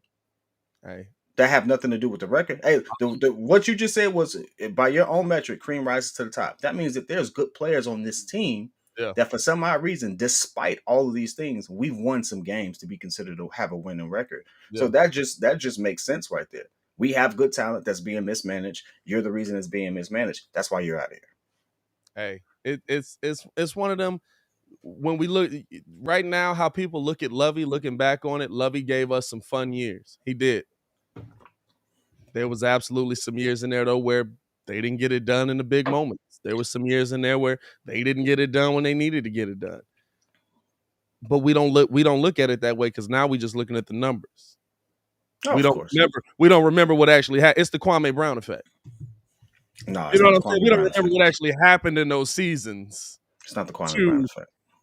I'm just saying that now, looking back on it, since we've sucked for so long, it's like, remember when we were winning 10 games a year? And it's like, yeah, but do you remember the reason why we weren't in the playoffs those years? Or do you remember Scottie Pippen effect? Scottie Pippen effect. Scottie Pippen effect a little bit. You know what I'm saying? Like people don't think back on that. People don't remember that, yes, the Bears did go 10-6, but they also got their head kicked in by the Packers in multiple games, and that's the reason why they didn't end up making the playoffs or being higher in the division. Chris Conte was. That wasn't the Chris Conte team. Oh, that's a whole different. That wasn't Chris Conte team, wasn't it? Chris Conte, oh my God, bro. I still hate him to this day for that play. Anyway, appreciate y'all tuning in and rocking with us, man, as always. Hit that like button, man. Subscribe to the page, man. We got a lot of content coming y'all way, man. Let's keep it moving, man. Let's keep it moving. We've broken down Black Monday heavily. We've broken down our Bears heavily. You know what I'm saying? listen. Why you bring up Chris Conte, man? Not a whole chat gonna just start the Conte hate. I never forget. The best description of it was some dude came in after he just whiffed on a play. And dude was at school with me the next day and just looked at me. I didn't prompt it.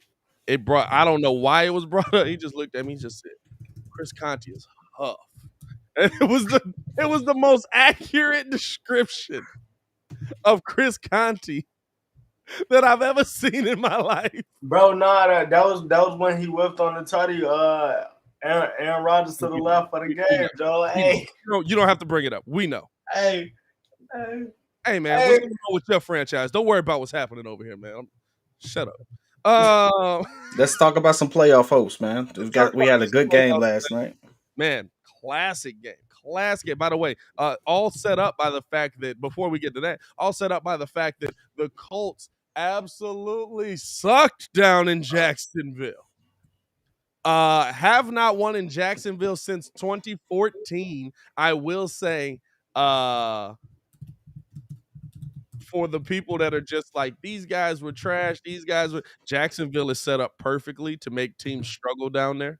Now, there haven't been many teams that have struggled down there, but Jacksonville will absolutely hit you for like those dome teams or those cold weather teams. If you notice the sideline, the team that's in the sun is the away team. So you just down there baking the entire game, and then you got to go out there and try to switch your body real quick and acclimate to the weather.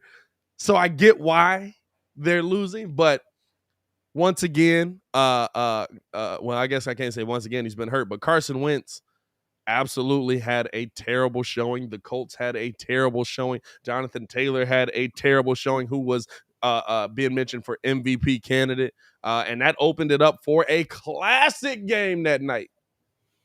Chargers, Raiders, down to the wire. Everybody, me and Kid are on the phone like, are they really about to let the tie happen? Question. I thought they was going to do the gentleman's bet and let it happen. Bro, question for y'all.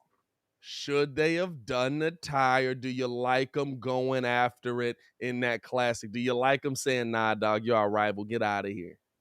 Get out of here. The rivalry is why it's appropriate. But outside of that, I'm like, he could have hooked that field goal. Well, here's the caveat I'll give you, right? So the Bears end up not winning, not on purpose, but they end up getting in that same year. They beat the Seahawks in the divisional round with Jay Cutler. And then they go on to the NFC Championship versus the Packers. If the Bears had won in the season any of their last games, the Packers wouldn't have made the playoffs. That's the biggest reason you do it. There's always that like, oh, do we want to do this? Do we just let them both in? Now we're both in the playoffs. Ha, ha, he, he. Until you got to see the Chargers in the playoffs. And I'm going to tell you what, the Raiders made it out by the skin of their teeth. Yeah, I don't want to see Herbert, with 2 minutes left, started throwing dots. Fourth down means nothing to Justin Herbert. He is a dominant man out there. He is an alpha male. Throwing dots. There's an alpha male convention in Vegas, by the way, too. He's probably going to that. 5,000 yards for the season, bro. 5,014 yards for the season. Justin Herbert is him. Like he had a slow start, but he picked it up. It's like, dog, and it's crazy too because they was kind of mentioning that a couple weeks back. Yeah, when they played the Chiefs, it's like they kept trying to make it seem like you know how big it be like it's Justin Herbert creeping up on Patrick Mahomes, and then he's man, he gonna have to see me. he gonna have to beat me. So I mean, I just think that's a robbery in and of itself. But Justin Herbert is definitely the league is definitely in good hands. Like Definitely. you see him, you see Joe Burrow, doing Burrow what get he's it doing, done. and then you just see Pat doing what he's doing. So it's dog that mess was wild. I was on the fence. I'm kind of disappointed that they didn't make the playoffs, but yeah, they'll be in there. They'll be in the mix for years to come. Is this the Chargers continuing what we've always seen the Chargers do? Is that the fear for Chargers fans now? Because let's be real, we've seen how many times Phillip Rivers been in this exact same situation. It's like 20, 30 years of Chargers heartbreak. Like I was watching this last night and I was like, so here's the weird part. I'm watching it last night, completely different team, completely different players, completely different setup. But I was watching it and I'm just like, the best thing the Chargers are going to get out of this is a tie. They were driving down the field. I'm like, they're not going to get it. Like, I'm still thinking like it's Phillip Rivers there. Like, Phillip Rivers was great for getting you into the game, but he was also great for the untimely turnover that played you out of it. I was 100% like the best thing they can hope for in this situation is a tie. Is this Phillip Rivers 2.0 with Justin Herbert, or next season do we see him absolutely get over the hump? Because Phillip Rivers by no means was a bad quarterback. Nah, Justin Herbert is actually he has the potential to be better. He has the potential to be on par or better, which is saying a lot because Phillip Rivers absolutely slaying that pill. Yeah. Absolutely. I mean, you saw what he did with the Colts. You put some protection around him, he can absolutely make it a very interesting season for you. So at this point, I think that, shout out to them for going from one legendary QB to actually trying to groom into another one. I mean, he's only in his second year, but he's absolutely putting up. I mean, he's in his second year, he put up 5,000 yards, 38 TDs. Good Lord. I mean, like, balling. that's a Phillip Rivers stat for you right there. If you a very young Phillip Rivers stat. Hey, the part that makes it a Phillip Rivers stat is to not make the playoffs. Just to not to make the playoffs.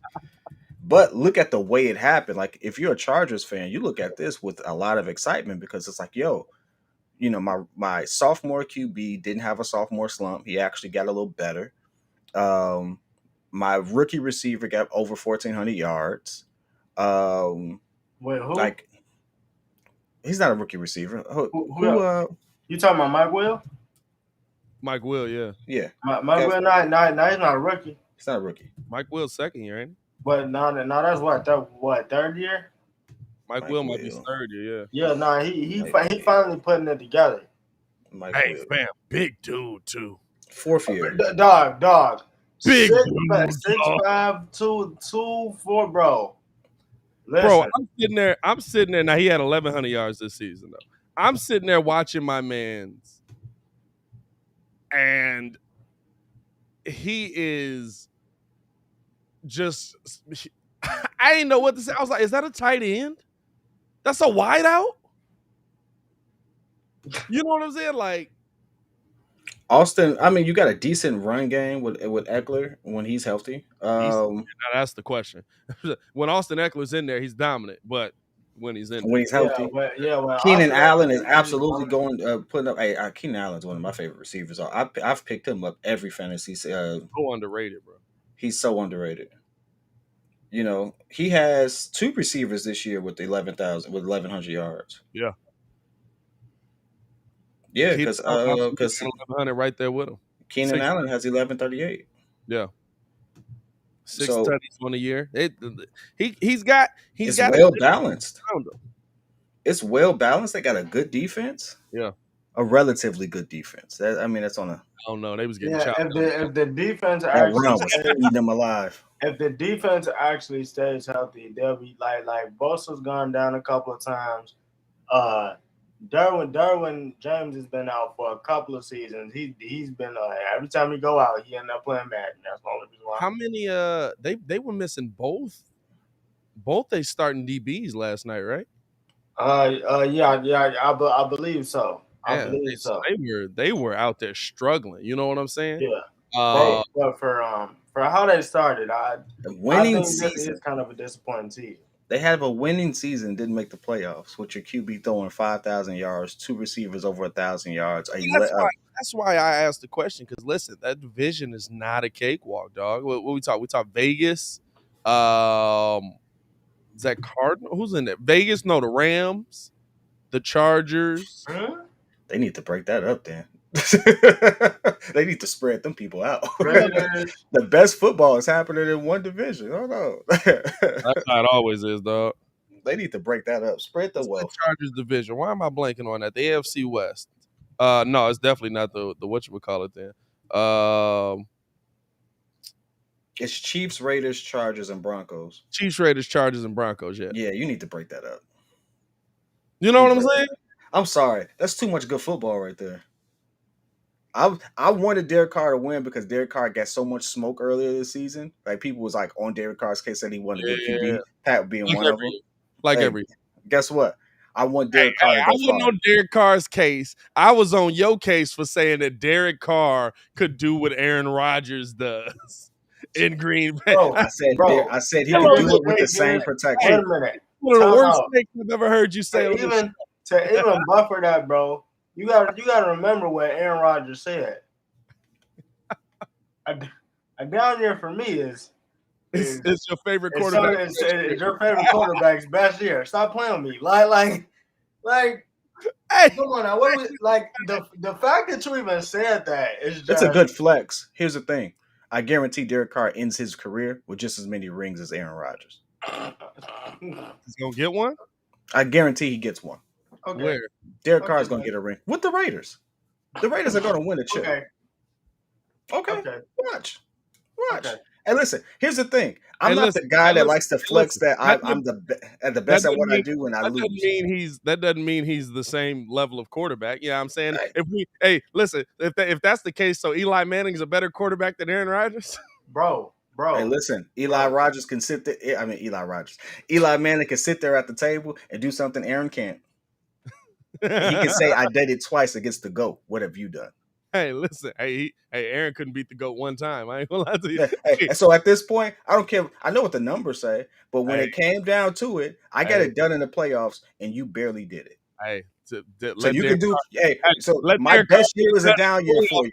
Right, you see the sip. Let Derek Carr get it done in the playoffs before we start lauding him, Aaron Rodgers. No. Hey, listen. Hey, man. Your best year is my best year is your down year. But I got two of them. You ain't got one. I'm gonna just sip my coffee. Hey, Ringo, to kid, Joe Flacco and Aaron Rodgers built the same. Dog. No. I said Joe Flacco had 1 year, and he had a hell of a year. That year, you couldn't tell me Joe Flacco wasn't elite. That's a great year to have a year with that defense balling out like that when you got like 6 all pros on. Hey. Listen again. Is that his fault? It's not his fault. It's not his fault. Aaron Rodgers has the best receiver in football right now, and I guarantee you, he ain't gonna get it done. Hey, it's not his fault, but I'll say this: at a minimum, it's a lot easier to have them numbers look good in hindsight when you starting off at the 5. Hey, Mitch went 24-12 at the 5, my G. Hey, when that defense was having you start at the 20 at your own 20, it got a lot harder to get down the field. For some odd reason, the numbers reflect that Flacco had to actually throw that pill, and he threw that pill well that 1 year. I'm not saying Flacco was a great QB, but that particular year, Flacco not only was elite, he got paid for that year too. He got paid handsomely for that year. And guess what? Get your money. And guess what? They regret that to this day. I don't care. I absolutely don't care. One of the worst signings I've ever seen in my life. It was just like, hey, we giving away free money. Anybody suck that want this money? Oh, hey, listen, you took us to a Super Bowl when we absolutely shouldn't have been there. Yeah. Hey. Get this bread. They were supposed to be there. That defense was a Super Bowl level defense. Yeah, that's like saying the Bears should be there. They should have. Nah. That's exactly what it's And Dan Marino has no rings. Dan Marino does have no rings. He's absolutely one of the best QBs I've ever played. Hey, listen. Hey, not by your standard. Not by your standard. Joe Flacco, better than Dan Marino, Hall of Fame. Let's call it right now.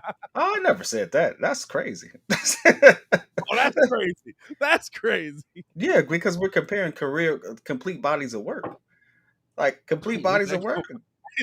Hey, listen, Cass, shout out to everybody in the chat, man. Shout out to everybody. We got 40 people in here. Appreciate y'all pulling up and showing love. Hit that like button, subscribe to the page, man. We do this every single morning, Monday through Friday. Cass is a hurt Bears fan. We won't even talk about that. We wasn't even talking about that. It just came out. We paid Glennon $18 million. That's a hurt Bears fan right there, man. Hey, it's almost over, Cass. It's almost over. Nobody trying to bring out the fact that they paid Joe Flacco, who won him a chip, but we paid Glennon $18 million. He didn't do nothing. So I think that's the correlation there. Good move, Cass. I see. 18 mil for 4 games. I like how you made that connection. I give you credit on that. Listen, it's a professional way of doing it, baby. You got to do it professionally. That was synapsis at its finest right there. No, man, but like we said, classic game last night. You know what? Wait. I gotta say this. Here we go. You have we herald Aaron Rodgers as a QB. That he's a great QB. He really is. Most accurate QB we've seen outside of Breeze. I give him that. Very efficient. I don't know if we can say outside of Breeze. I think he's just the most accurate QB we've ever seen, probably. Most accurate QB we've ever seen. I give it to you. Is that his touchdown to INT ratio is the lowest in history? That's what I'm saying. Is that facts? Like lowest in history for A-Rod? It's the lowest in history. Dog, his touchdown to interception ratio is crazy. Yeah. It is ridiculous. But here's the thing. And you know what the best part is? Like, it's always like, oh, I had a bad game. I threw 3. Dog, you got 3 on the year. Yeah, that was a tough game. Hey, so check this out. Put your money where your mouth is. Or at least put your respect where your mouth is. Because Aaron Rodgers gets the bye. Tampa has to play the Eagles. I'm expecting Tampa to moonwalk on the Eagles. Tampa has to play Green Bay. Tell me Aaron Rodgers gets it done. No, I told you my pick. I'll never bet against Brady. Brady will be out of the league for 2.5 years, and I'll be like, you know what? Somebody's going to pick up the phone and call him just for a playoff run because they lost their QB, and he'll come in and he'll win a Super Bowl. You will never see me bet. Tom Brady will be dead for 2 years, and I'll be like, he's got a shot on the last play to still get it into the end zone somehow. I'll never bet against Tom Brady. All I'm saying is this: Aaron Rodgers. I got Brady versus Belichick in the Super Bowl. There's some dudes I just don't bet against. You know why? Because if I bet on them my entire career or my entire life, I'd be ahead. Aaron Rodgers doesn't strike the same fear in Brady as Eli. Hey, listen, Brady literally said, I would give up 2 rings to have that season back. No, the one that hurt him. You know what I'm saying? That perfect season that messed up. Remember when they were golfing, Peyton versus Tom? And Peyton was trying to figure out who he wanted to be his caddy. He's like, I was trying to figure out, my caddy that was gonna knock Tom off his game. And Tom's like standing there like practicing a putt or something. He's like, well, do I bring Eli? But I figure Eli's my brother. He's prepared for that. Do I bring Nick Foles? And when he said Nick Foles, Tom stood up, was like, relax. It's one of the best things I've ever seen, dog. It was hilarious. I don't know what it is. Hey, that's the one. I think the Eli ones irritate him. And the reason he wants one of the Eli ones is because that would have been the first ever perfect season. That's the reason he wants that one. The Nick Foles one eats at him. That one eats at his. But the crazy thing is, in the documentary, he said the only reason why that eats at him is because they played well enough to get the dub, and then he was talking about how they threw the pass, and then he went out and he dropped it because he was trying to get it. He was trying to get his glove on, but then they said the clock was ticking, so he was just like, forget it. Ran the play and he dropped it, and then after that, ran the same play with Tom. Yeah. And then after that, further back though, but after that, the Eagles ran Philly special, and then Nick Foles caught it. He was like, "Dang." That's what happens when you get too cute. What happens when you get too cute. It was right. It hit Brady in the hand. Yeah, it was just his glove. He said if I had a little bit more time to put the glove on, that was a walk-in touchdown. Like he should have took the glove off there. How about that? Hey, listen. So here's the thing: does Brady after that go hit the jugs machine and just start catching balls, trying to get? I bet you he ain't gonna drop another one. I bet you his entire career he won't drop another one. Did they do it in the Tampa Bay Super Bowl? I don't know. No, they didn't. He hasn't done it since then. I thought he got another opportunity at that play. Maybe I'm mistaken. I thought he got another opportunity at play.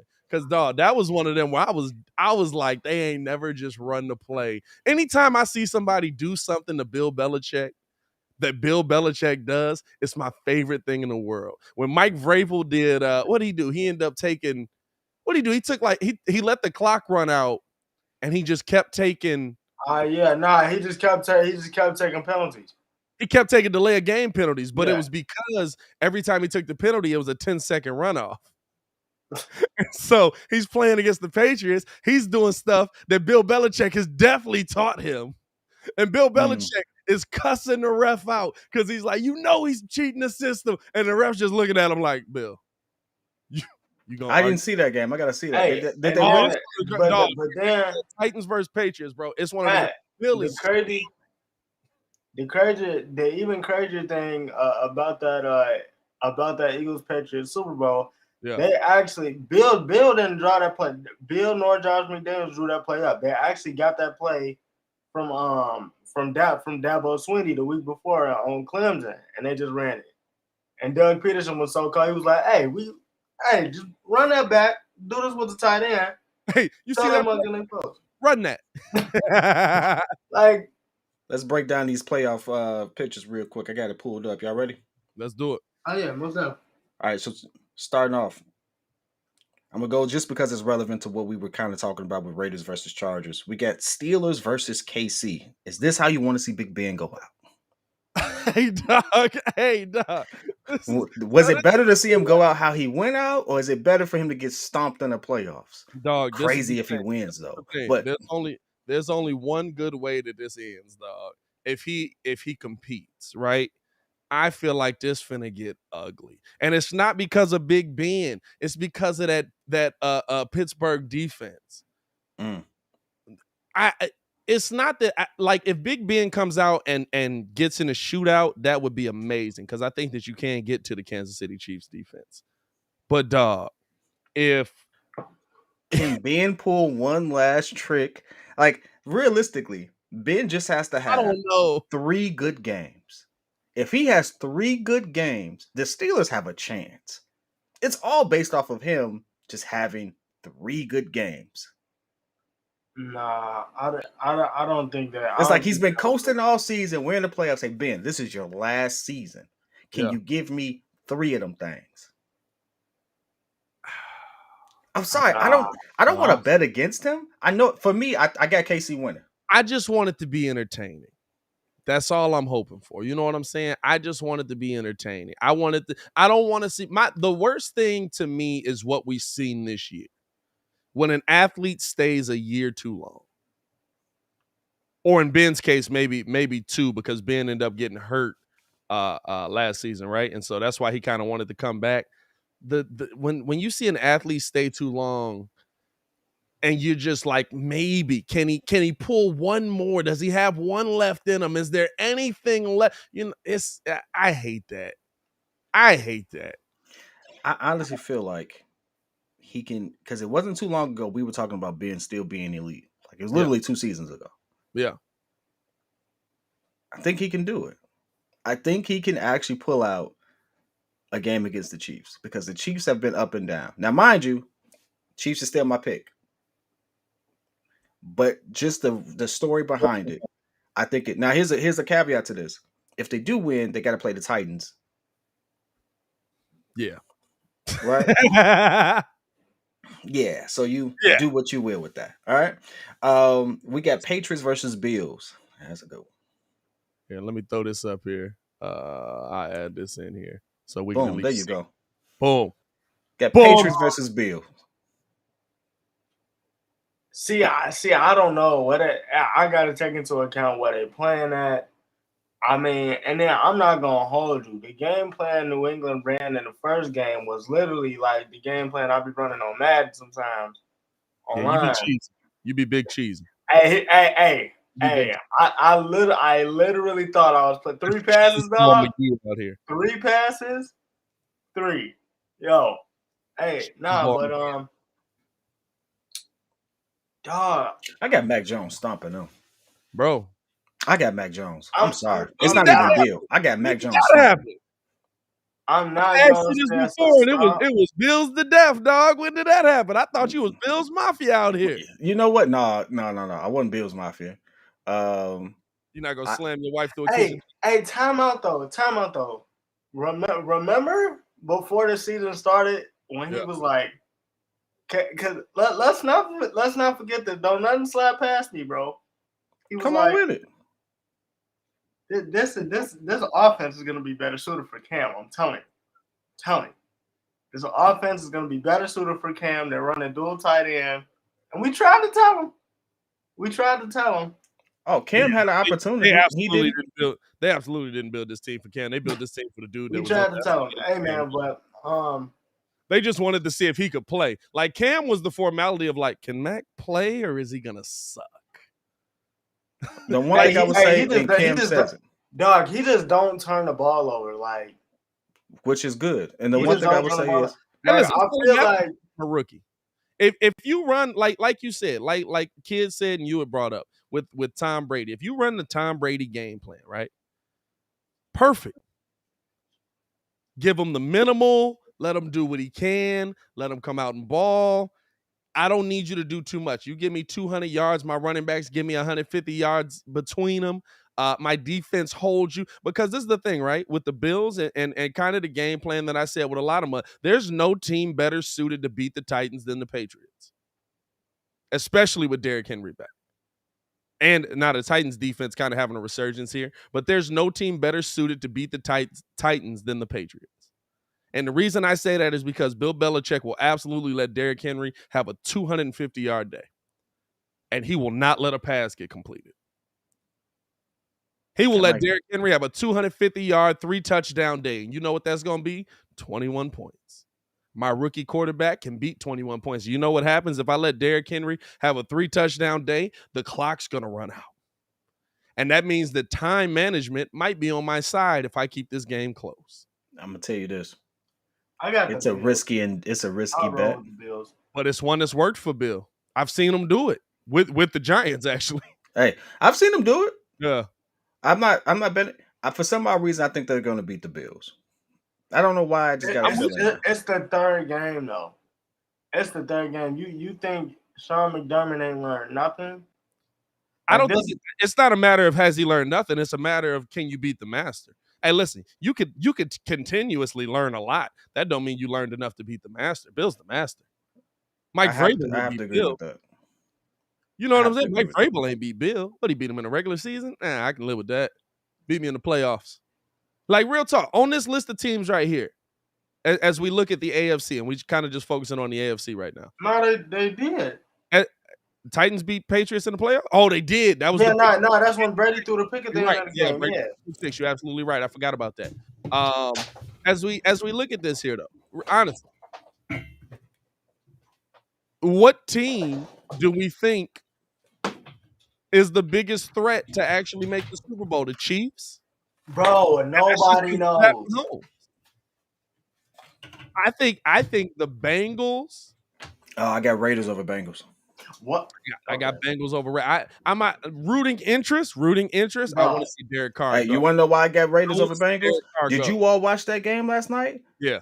That defense was enveloped. Hey, Justin Herbert just had a great game.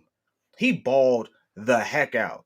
But they stopped that run game like nobody's business, and they put that man on his heels. By the way, crazy. Hold on. They just got tired. But because towards the end of the game, it was like he was picking them apart. But like, I don't think Joe Burrow at this point in his career can do that coming off that major injury. I'm gonna be honest with you. I get afraid watching him throw because he still holds the ball a little too long at times. And I'm like, dude, if you don't get this ball out, like they haven't protected him at all. Yeah. Justin has a little more protection and he's a little more mobile. Joe Burrow, I'm not saying he's not a mobile QB, but he don't do it like Justin. And at the same time, Justin who? Herbert. Oh. I thought you was talking about Fields. I was like, he got more protection than who? No, Justin Herbert does have more protection than Joe. No, Herbert does, yeah. Well, see, yes and no. Because Max Crosby, what he was doing to their right tackle. Nah, Max Crosby is different. That's a crime in 4 states at a minimum. Hey, listen, if they weren't playing in Vegas last night, they would have had to arrest him after that game. Oh, wow. What he was doing to that man on the edge of that line is one of the worst things I've seen since Khalil Mack threw a human being. Mm.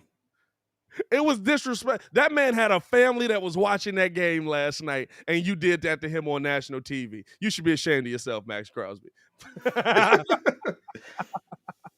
So I give you this. Max Crosby is going to be in Joe Burrow's face all day. That's absolutely a great point. I got Raiders coming out of that one with the dub as well. And I think that Joe Burrow's good with the pressure, but I think it's going to be a lot of – it's going to get to the point where it's like, all right, let's try and get the ball. I think they go heavy run in that game. Bro, they get that man they get Joe a half a second more to think. We're going to be talking about the Bengals for a very long time. We're already talking about it, but we're going to be talking about them for a very long time. That tandem that they got going down there is great. I like how they built it. I don't think it's their year. Yeah. I got Raiders winning that one. So far, we agree that it's going to be KC versus the Titans. We got Patriots versus... it would be Patriots versus Titans. Patriots are the lowest seed. Patriots versus... Yeah, it would be Patriots versus Titans. You would have KC versus Raiders. Okay. Who you got from there? KC. I got KC versus Raiders as well. I got Titans over the Patriots. So I got KC and Titans in got Patriots. I got Patriots. I got Patriots. Chiefs AFC Championship game. What you got, Ringo? I got Chiefs AFC Championship game. I think that if you look at the maturation process for Mahomes this season, like early in the year, he was trying to play too much hero ball.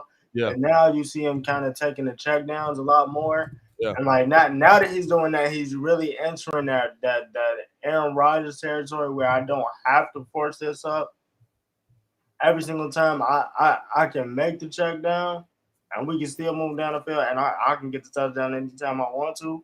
So now that he's figured that out, I just think that makes him a little bit more lethal. So another great season for Mahomes. 4,839 yards, 37 TDs, 13 INTs.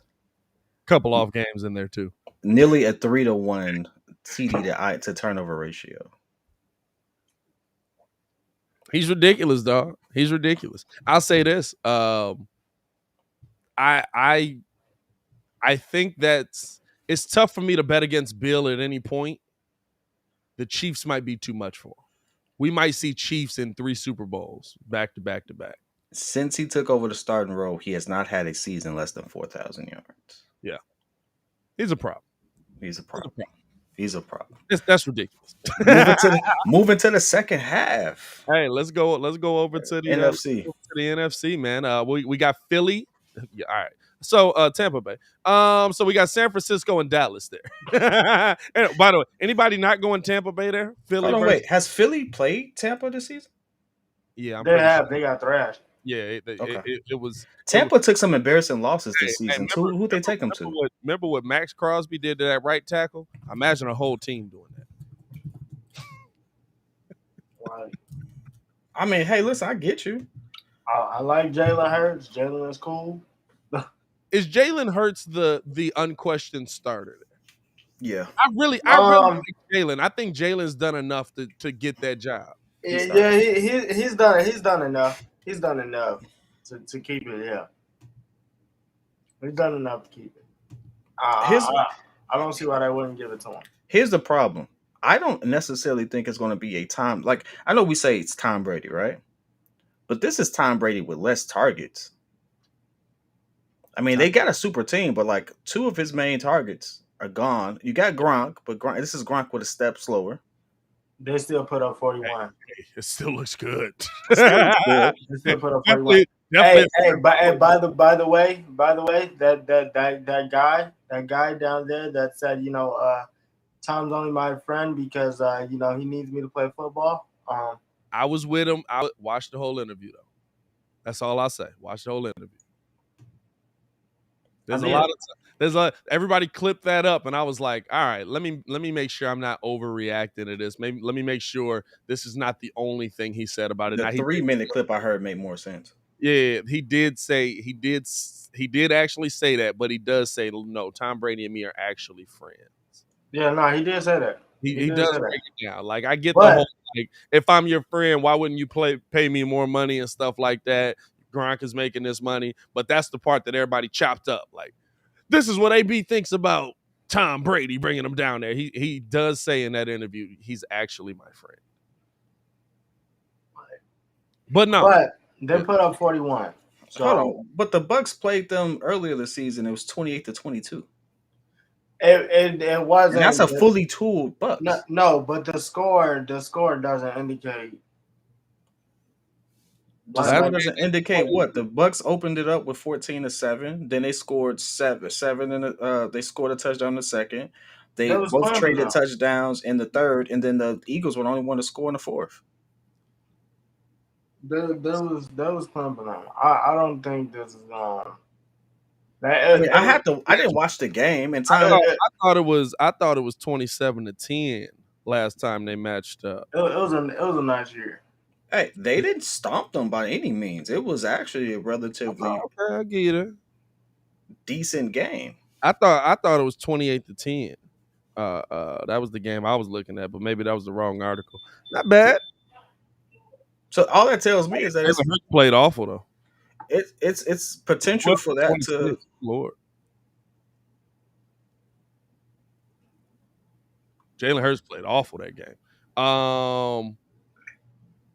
If here's the question now. San Francisco versus I still got Brady getting that. Y'all got Brady getting that? Yeah, I got Brady getting it. I'm just saying I don't think it's gonna be as much of a cakewalk. Yeah. People think. San Fran versus Cowboys. Hey, Cowboys. San Fran. Cowboys. San Fran, absolutely. Hey, Cowboys. Cowboys getting that one. Hey, I want Dak to go as far as possible. Cowboys. Cowboys getting that San one. Fran, absolutely.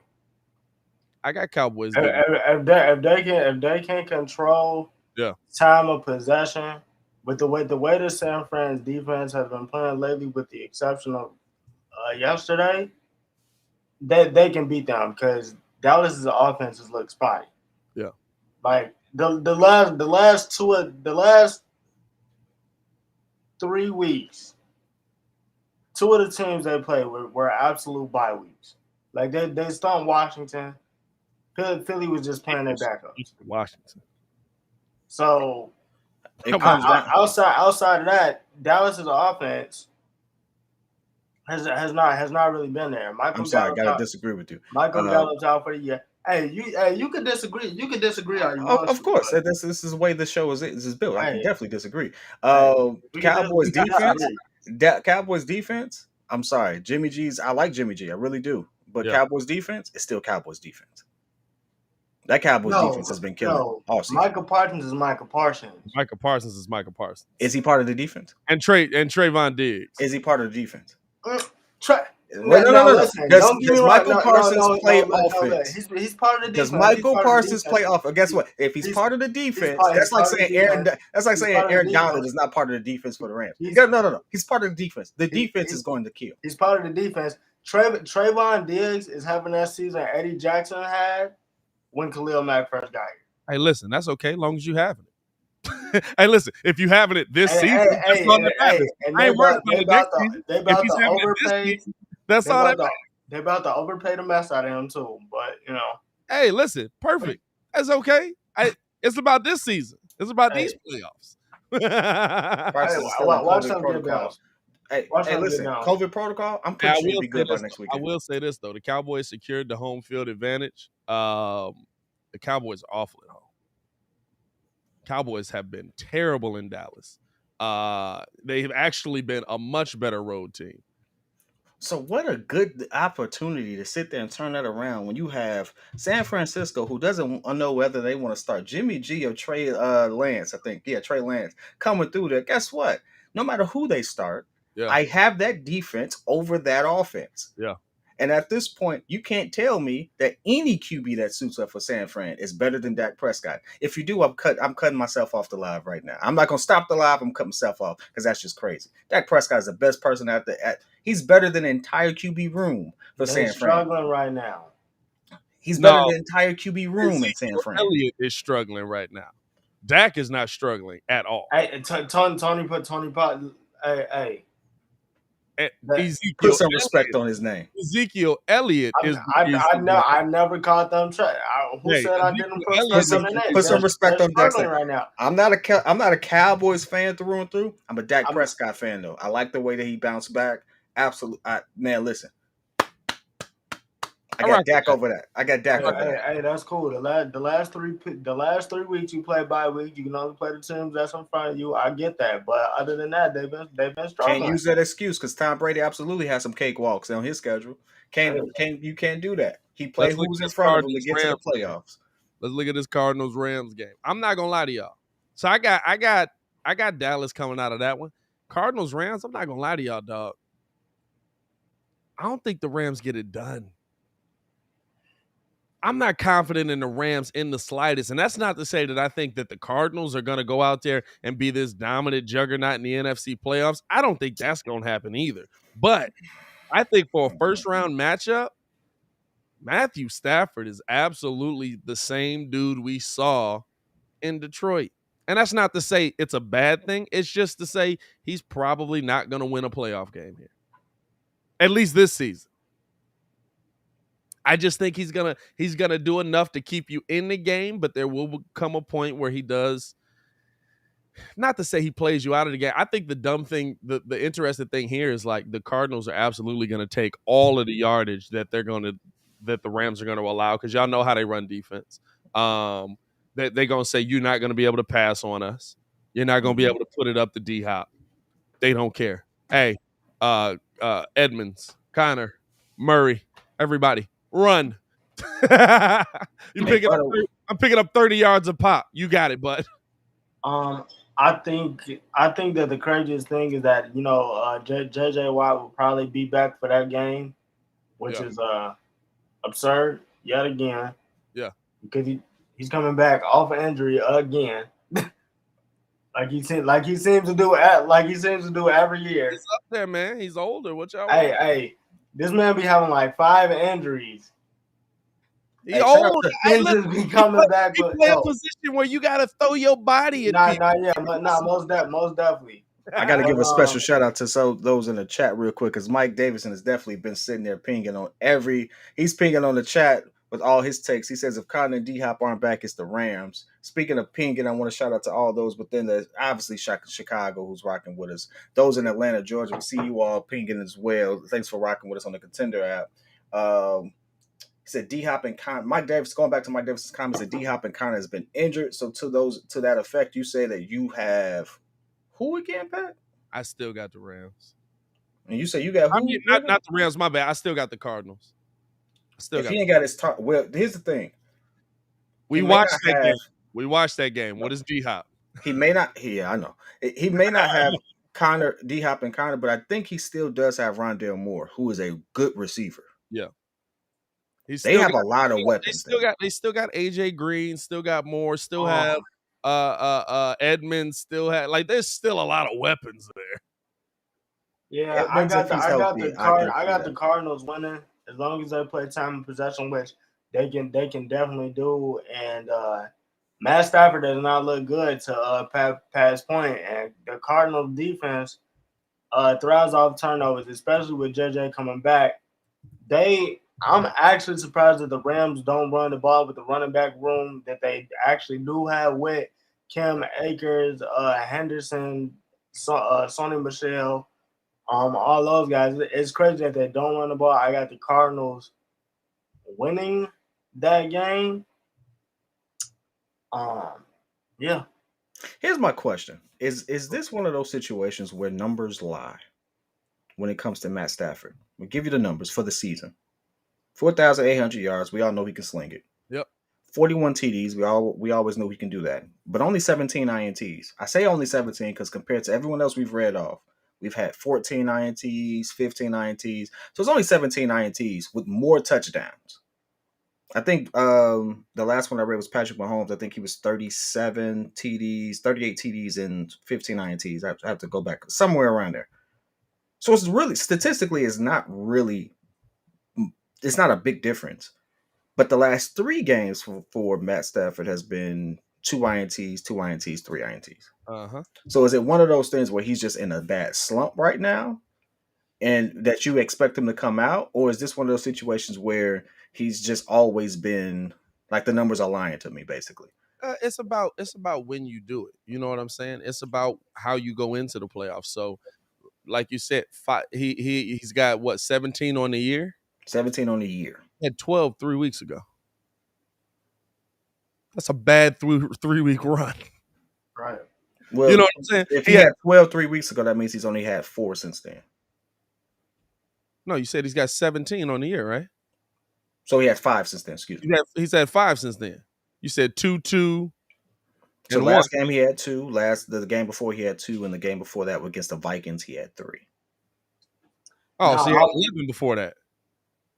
So he had 11. He had 11 INTs before that. That's a bad 3-week run. That's not the way you want to see him go. Now, listen, it's not to say Matt Stafford can't all of a sudden get it together and go on a Super Bowl run. He's a good quarterback. I'll never say he's not a good quarterback. I thought he was a good quarterback in Detroit. The problem with Detroit was they had nothing else. This team has a lot of weapons, but you're still seeing that same Matt Stafford that absolutely can play you out of a game.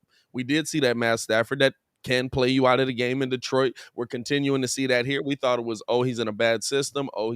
He's had bad coaches. All those things might be true, but Matt just might be that kind of player. You know what I'm saying? And it's going to be interesting to see how he comes out of it. It's going to be interesting to see what he's able to do, if he's able to flip the switch. Because listen, as much as we talked about Joe Flacco, we've talked about Joe Flacco quite a bit since the start of the show, honestly. Probably too much. But as much as we talked about Joe Flacco,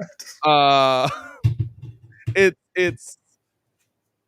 wasn't what he did leading up to the playoffs that we were excited about. It was what he did when he got in the playoffs.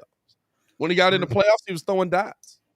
Could see the same thing with Stafford, but I have to base it on what I've seen. And 5 touchdowns in the last 3 weeks, or 6 interceptions in the last 3 weeks is a problem. How many touchdowns in that same span? Oh, he has more touchdowns than INTs. So the last game he went 3-2. The game before then it was 2-2, and the game before that was 1-3. So it may actually even out to more. Yeah, it does. The crazy thing is he has, I think he had 17 touchdowns, no picks in the fourth quarter this season. Yeah. So I mean, I don't know. It just depends on who shows up. I look at Matt Stafford, and when you look at his numbers, you see a lot of prime Brett Favre. Like I'm literally got the numbers up on the screen. Stafford's ever had a season where he had more interceptions than touchdowns. He's never had that season. So I said prime. Prime Brett Favre doesn't have more INTs. What you mean? Prime Brett Favre doesn't have more INTs than You got a season with like 26 and 29 or something. That was the beginning of his career. No, dog, that was like 3-4 years in. What are you talking about? I think he got like a 26 and 29 season, don't he? It's wild, dog. You sure you're not confusing him with Peyton Manning? Because Peyton Manning absolutely has that. Oh, no, that's Peyton Manning rookie year. That's Peyton Manning. That's Peyton's rookie year, 26 and 29. Good call. Let's look at it, though. Let's look at it. Look ahead again. So we got, Kill, who you going with? You got Rams? Oh, you're right. 2005. Yeah, he got a bad season in there. 2005 was 20 TDs, 29 INTs. Good Lord. Yeah, it's a bad one in there, dog. You know what I'm saying? He had been balling for a little while. Yeah, he had already won the Super Bowl, all that. Oh, that's not Prime Breeze. That's not Prime Breeze. That's end of career Breeze. Prime Breeze is mid-90s. You looking at Breeze or Brett Favre? I mean, Favre. I'm looking at Favre. I'm sorry. Looking at Favre, Prime Favre was mid-90s. No, he didn't. He was slinging that thing. Like 2011. I mean, he did play for 20-something years. Anyway, he was still balling right there. It's still some good seasons after that. This is a wild thing to look at if you look at these Hey, numbers. At that point, Aaron Rodgers was in the NFL. Aaron Rodgers was drafted 04? Yeah. 04. He sat on the bench until 07. 04, yeah. Uh, But who you got, Rams or Cardinals? I got Rams, and so that puts Rams versus, you said the Green Bay That would be for faces. you, Rams versus Cowboys. For me, Cardinals versus Cowboys. I do got the Cowboys winning. I got Cardinals versus Cowboys as well. I got Cowboys would be- NFC Championship. Who would that be? Let me see. I got to look at it here again because I got Cowboys in the NFC Championship, baby, all the way. who's the lowest seed? The lowest seed right now. So Cardinals. So it would be Cardinals versus Buccaneers. And it would be Cowboys versus Rams. Oh no, hold on. Cardinals versus Buccaneers, because I got the Cardinals getting there. And it would be Cowboys versus Packers. Right? Something like that. No, I'm tweaking. Pat, Jesus Christ. Horrible. Hey, listen, we do a sports show, every day, kind of. Don't worry about it. No, Packers got the first round bye, so it would be Packers versus Cardinals. It will be Buccaneers versus Cowboys. There we go. I got it right. Leave me alone. I know the comments are coming. Your moms. Anyway. So Packers, for me, it's Packers versus Cardinals. Or for you, it would be Packers versus Rams. Who do you got there? Yeah, Rams. Over the Packers? I'm doubling down. Aaron Rodgers is not going to get it done. Big dubs. Hey, no, I will say Ian Rappaport just said that Bakhtiari played yesterday. Jair Alexander is on his way back. Yeah. And Zadarius Smith is also on his way back too. So I got Pat. Into the mix. I got Pat. Yeah, me too, unfortunately. Either teams, I got the Packers. Hey, we'll see. Aaron Rodgers gonna have to show me. Hey, Aaron Rodgers do a great job getting to the final game. He just don't. Wait, time out. Show you what? He gonna have to show me that he can win.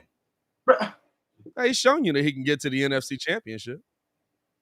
He gonna have to show me that he can win and get back there. Hey, let's be honest. He just got to show you that he can beat Brady. No, I don't think he can. I don't think he beats Brady either. But I give him, you know what I'm saying? I think that I think he can outdo Matt Stafford, maybe. But he can't beat Brady. But that's the thing. That's what I'm saying. That's the NFC Championship matchup. I think he can beat Stafford. I think he can beat Kyler Murray. NFC Championship, you'll never see me bet against Brady. I think we get a rematch of last year's Super Bowl. Well, I mean, if anything, if the Cardinals do play the Pack, I mean, we are. I got Cardinals.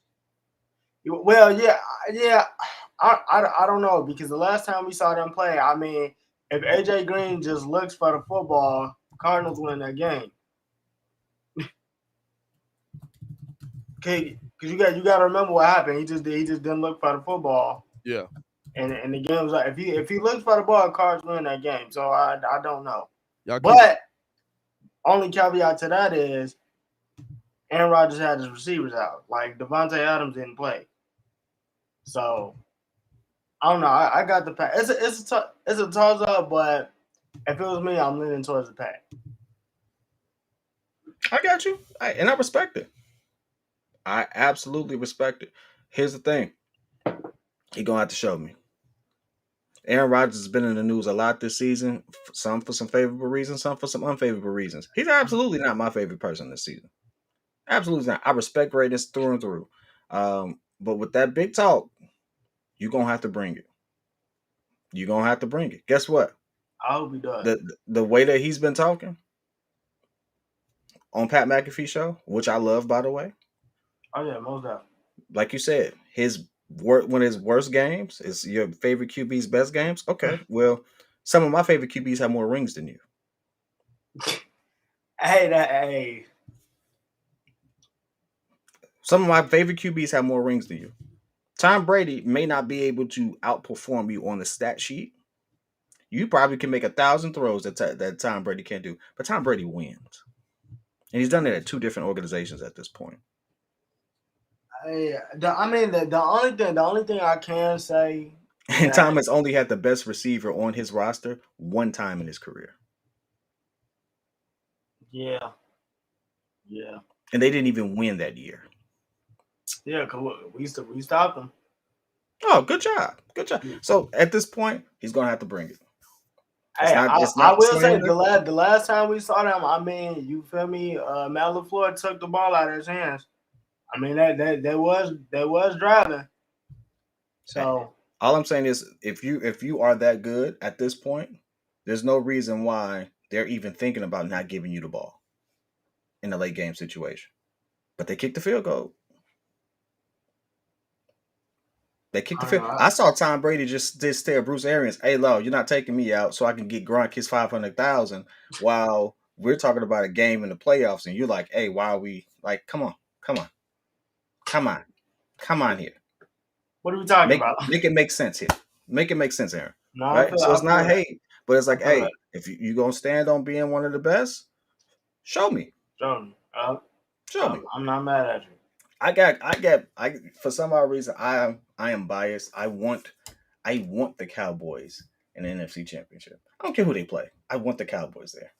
Dog, it's just like they spoil it though. Like it's not that I don't think they can get that. It's just like they're going to do something stupid to mess it up. I promise you they will. Like somehow, some way, it's going to happen. Maybe like so. Somehow, some way, it's gonna happen. Like they're supposed to get to the NFC Championship game. I don't think they will. We'll see. We will see. I think this entire thing here has been a really interesting exercise. The one thing I will transition into real quick, because as we move on to another topic, that topic being, because we had a whole list of topics here, Klay Thompson returns. So before we shift gears, we all know who the easy picks are realistically in this whole picture. Who is like the one? What's the one team that you kind of on each conference that you kind of that they ain't gonna make it, but you really wish they do? What's that one team for you? You said make it to the Super Bowl? Yeah, like we just before we shift gears to the NBA, like what's the one team on each conference that you wish makes it to I'll probably say Matt, because I feel like that's a cool story for Bill.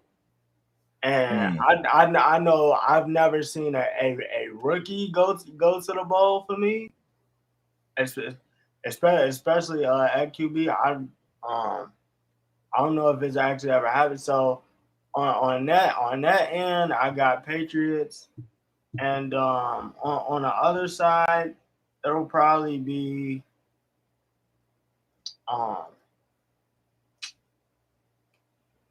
I would want to say the Cardinals.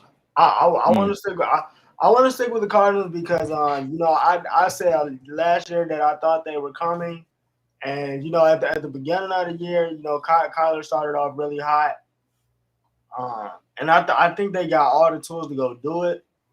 So yeah, I would probably say the Cards. For me, I'm going to go completely against the system here. I know, right? Big shock. I have a true disdain for how San Francisco has handled the whole Jimmy G situation. And so for me, I would love to see Jimmy G have an incredible playoff run and just stick it to him and leave. I really would like that. That sounds weird saying it, but it's like if they've been trying to get rid of him since ever. They done talked about everything. See, who wears suits to the game? Everyone has sweats. He's coming in a suit. That's like, what does it matter? He's playing football. Let him dress however he wants to dress. Like, he's going with Jimmy G on the with like stuff like that. It'd be like, oh, he's out with a supermodel. It's like, well, yeah, like he's Jimmy Garoppolo. He's a rich time out, playboy. Not a supermodel. Not so we know what he was out with, but it wasn't no supermodel. Was it a Kardashian? No. Whoever he was out with. Who was it? Star. Star. I don't know who that is. Yeah, Being man. weird. You know You're being weird right they now. caught on Being ESPN. weird, like you going into the jersey, you like I'm confused. on ESPN they call him porn star. She do flicks. Yeah, she do flicks, bro. Oh, guess Shout out what? to you. Guess LaMelo what? got a chick to do flicks too. I don't care. Hey, she do LaMelo was flicks. definitely with Tiana Taylor. I mean, Tiana Trump. whoa, Was it hey, Tiana Trump? Tiana Trump. What? Tiana Trump. Hey, listen. It's all about what you do in your off time. You know what I'm saying? Hey, listen, I don't care what you do in your off time. Can Or you your play on time, football? whatever you want to Can call you play football? I don't care who he was but out the with. crazy thing is, like, they're just a missed throw away. Like he just missed Deebo Samuel for a Super Bowl. Like, they're a missed throw away from a Super Bowl ring. It is what it is. Yeah. But the whole way that they handled it, I would love for him to do that, stick it to him. On the other end, I would really like to see. I gotta look at that one more time. Gotta make sure I'm saying the right team. I would really like to see Derrick Henry take that team all the way and win. Like, I really like to see Derrick Henry, who missed 6 games, is still one of the top 5 receivers and stuff like that, come back and just dominate the playoffs to the point where they win a chip solely off of his running ability. Like, that to me would be a freaky story. He would absolutely go down as one of the greatest running backs, if not the greatest, the way he's performing. Like, because this is the thing, it's on his back.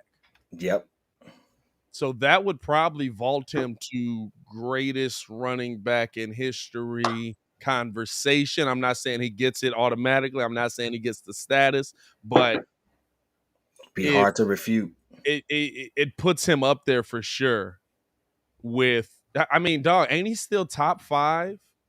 And he missed like half. He missed like half the season. He's still top 5 running back. You know what I mean? Like, hey, Jonathan Taylor wasn't a thought until he missed more than 4 games. Hey, we got hold on. Do we got some Black Monday news?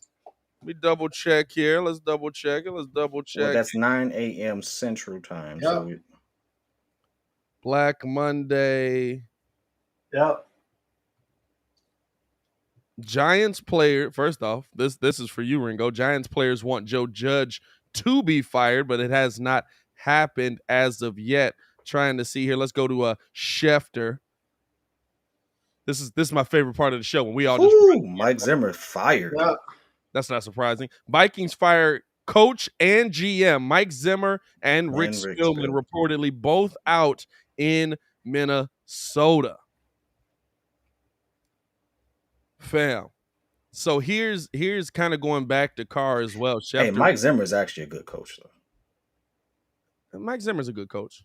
I don't think Mike Zimmer's not a good coach. I think that kind of messing with that defense messed up a lot of what they were doing there. Here's a big one though, right?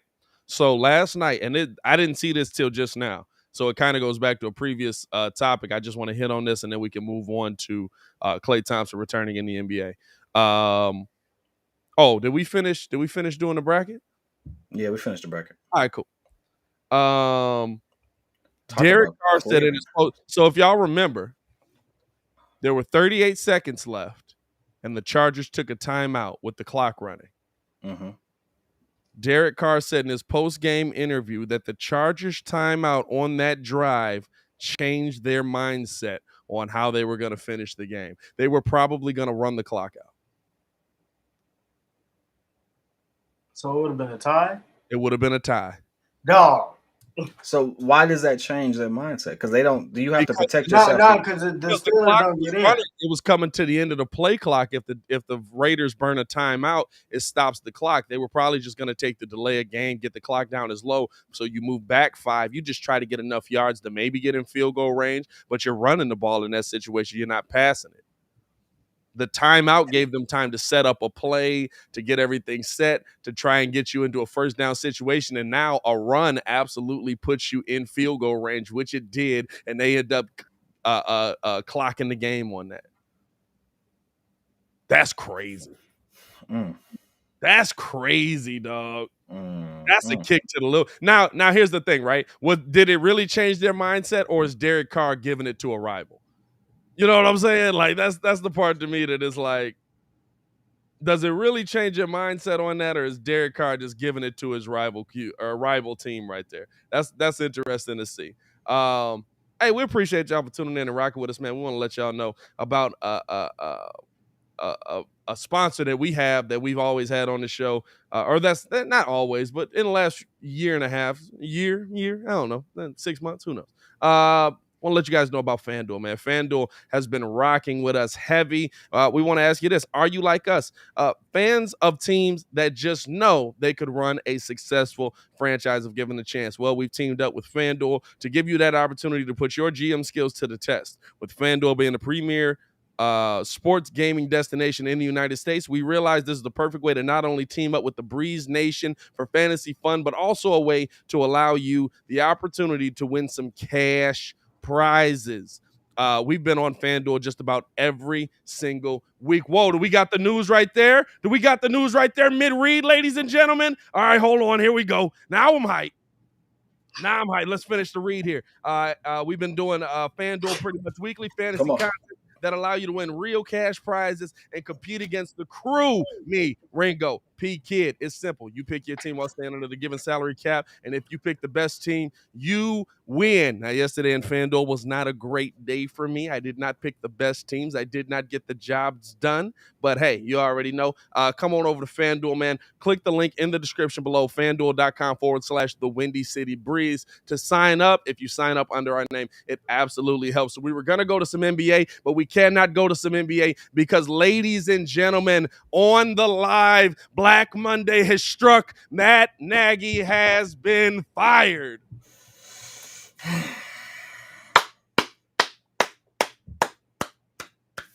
Hey, Adam Schefter tweeted it. I take it as credible. Guess what? It's a wrap. Matt Nagy has been fired. Where now? This is the thing, right? So we saw how go get that man from Minnesota that just got fired and turned around the dark program. How about that? Please, God, no. Please, God, no. Don't do that. We don't need that. So here's the thing. Matt Nagy has been fired, Mike Nice. This is real. That's real, Mike Nice. That's real. Let's go. Here's the thing, though. How did we hear the news that Zimmer had been fired? My time's come to an end in Chicago, and that's real. No, I'm saying how did we hear the news that Zimmer had been fired? You know what I'm saying? We heard Mike Zimmer and Rick Spielman have been fired. This states to me that the Chicago Bears are keeping Ryan Pace and probably moving him into a higher role. That's stupid. No, it's perfect. They're probably going to make him a president of football operations. They're probably going to let him go out and find your GM. Do you trust Ryan Pace to find the right guy in that position? Do you trust Ryan Pace to get the job done? Yes. I just felt like they should have been joined at the hip. I'm sorry, but like that's like legit. Yeah. Giving Brad Stevens like head of basketball operations with Boston. I'm gonna tell you why it makes sense. You got to understand this, and they actually talked about this. Actually, Ringo. It's not a bad comparison. It's a really good comparison, actually. Ola talked about this as well.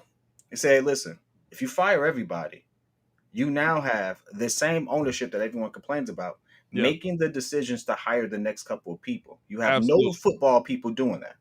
So at this point, you have to pick your poison. Because if they're not going to hire Tony Dungy as president, then you move Ryan Pace up, and do you sit there and say GM, coach, and you go from there?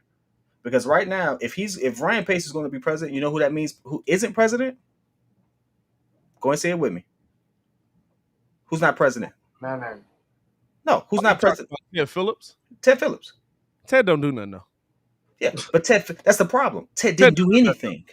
Yeah, Ted just managed money on the other end. Ted didn't Hey, do what are anything. you waiting for? I don't know. Something good to happen, I guess. Amazing to happen, I guess. So at this point, you have someone who at least knows football. You can't say he doesn't know football. He knows football. He does have an extreme skill does know set. football. I give him that. I don't agree with all his football takes, but he all does. right. His best skill set is finding gold in the later rounds. He does it better than almost anyone in the league. We have to give him that. So at this point, there's a lot to take from it. Is it the best move? Is it the one that I absolutely am in love with? No. But is it one of the better moves that they've made? It's a conservative move, true. But is it one of the best moves they've made as far as how they run their organization? Absolutely. The Bears are now trying to have real football minds on all levels, from president down, so that you have more people to hold accountable who actually are in the game. I like that. The part that you're scared on is he gonna have that autonomy? You know what I'm saying? Is he gonna have that autonomy? Is he gonna have the option to be the president of football operations, or are you relegating him to a role of, hey, go be a pencil pusher and just sit down, and we don't really need to see you? Because if he does have that autonomy, why are you bringing in Tony Dungy, Bill Polian to help him find these guys? Now, if Ryan says, hey, I want you guys to go find these guys, but we know what Bill Polian and Tony Dungy are going to do. They're going to recommend their friends. They're going to recommend guys that they liked, that, hey, I worked with this guy. This guy had the intangibles to be a head coach. But at the end of the day, he's my boy. You know what I'm saying? That doesn't mean he's a good head coach. They're going to recommend it. Like, if Ryan's the guy, Ryan should be the guy. I mean, I like Louis Riddick, but I don't think that's going to happen. I wouldn't mind Louis Riddick as a GM. I wouldn't mind him as a GM. Nah, I'm cool with him being GM because he's repeatedly spoke on the things that the Bears at least should do to get back on the right track, and I think he'll be able to make the right moves to put them in position for not only the organization to be successful, but Justin to be successful, which at the end of the day, I feel like that's what everybody wants. Yeah. I just don't think that's what they're going to do. Like, it's just again that's the right move. Will they make it? I don't know. That is 100%, dog. That is the question mark right now. You know what I'm saying? That is the part that you have to look at and say, hey, like, are they gonna make the right move? Are they gonna make the right decision? Is it? But at a minimum, you hope. That's all we have at this point. You hope that they'll be able to take what they did with Matt and learn from it. And the one thing that I will give Kidd, if we're saying that Justin and Tevin are Ryan's picks and Ryan's alone, although I think Matt had a lot of influence on it, then Ryan's learning on the job. That's real. You know what I'm saying? The Bulls didn't completely remove the entire Garpack situation. Paxton's a senior. They push Gar into a go-away role. That's not going to be Ryan here. Foreman is. I'm sorry, John. They push John into a go-away role. That's not going. John is a senior advisor on that team. Yeah. So I mean, listen. If this is this the equivalent of that? So be it. No. So be it. To me, this is you moving Ryan to become Garpax. You're turning Ryan Pace into Garpax. Or I'm sorry, I'm tweaking. You're turning Ryan Pace into AK. Now that move has not move has not been confirmed yet. Can we not? But we saw how they fired Mike Zimmer and Rick Spielman together. We saw how they made those moves to fire you know what I'm saying, to move on from those guys. We heard Matt Nagy fired. We have not heard that Ryan Pace has been fired yet, or that there's any move with Ryan Pace. And so that's the part where question marks will appear. That's the part where you look at it and you say, is this the right move? Is this the move that puts the Bears in the best position for success? Is it? I don't know. You know what I'm saying? I really don't know. That's the I don't know if Ryan Pace can find the right guy. I think if Ryan Pace does find the wrong guy, I know that Ryan Pace won't move on from him in time.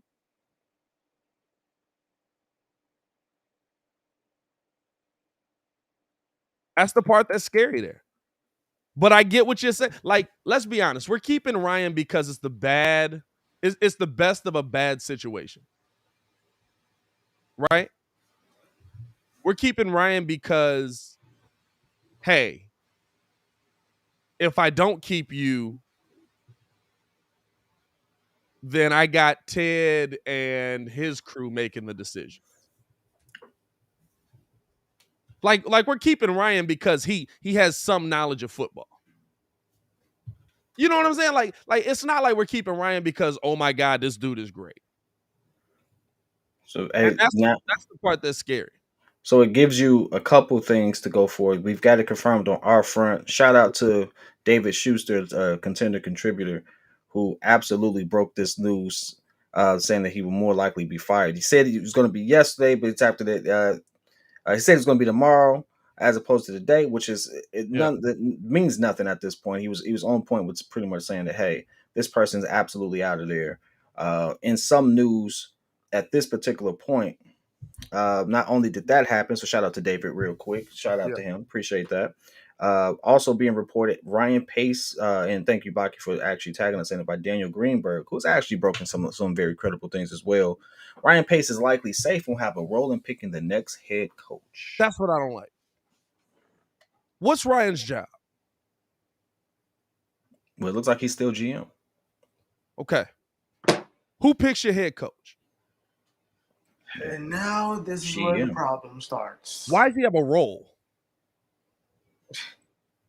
He'll likely have a role. Why does he have a role? Why do we have a GM?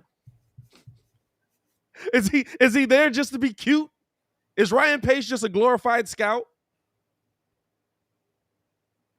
If that's the case, take the GM title away from him. What's the point of having a GM if we're talking about him having a role? He should not have a role. He should have final say. He is the GM of your football team.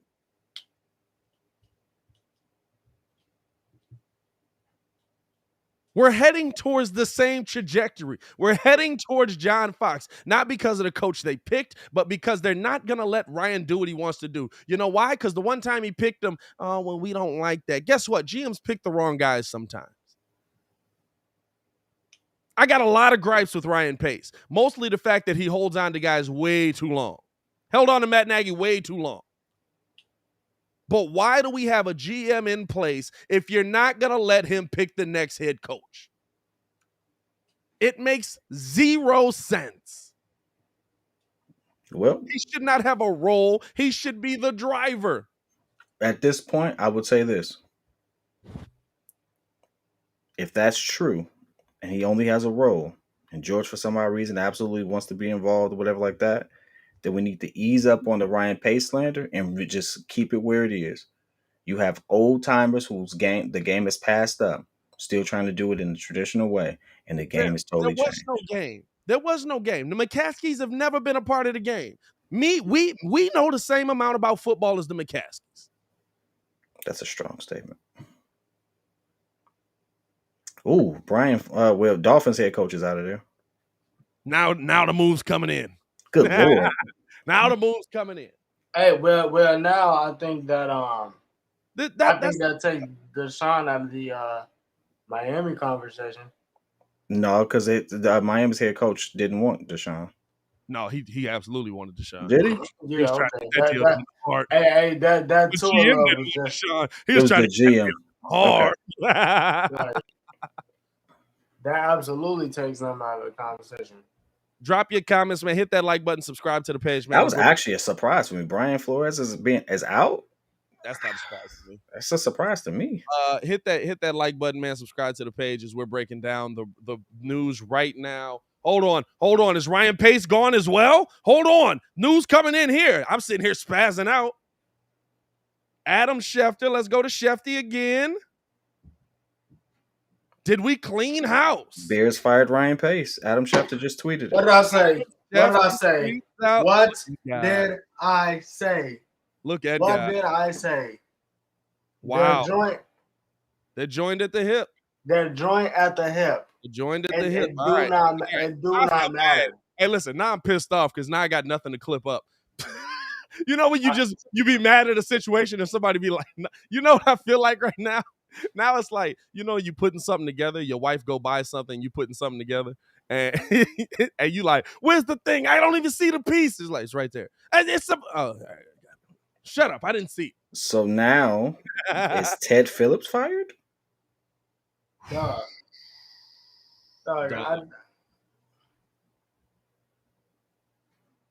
We got to go an extra hour. I'm not gonna lie. We can't get off of here. Hey, listen, I have to jump into a quick meeting. If you're going to be on, I'll bounce back in. I just wanted my going to be here. I'll hit up the Contender and see if they want to keep going because now we got the news coming in. I told y'all, man. Now we got the news coming in. You know what I'm saying? I'll let you fellas shortly, all right? All right, my boy. Interesting. Interesting. So, Matt Nagy and Ryan Pace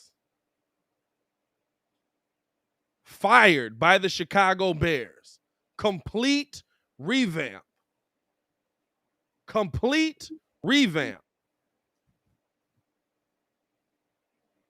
Who do you go get now? You go get Louis Riddick as a GM.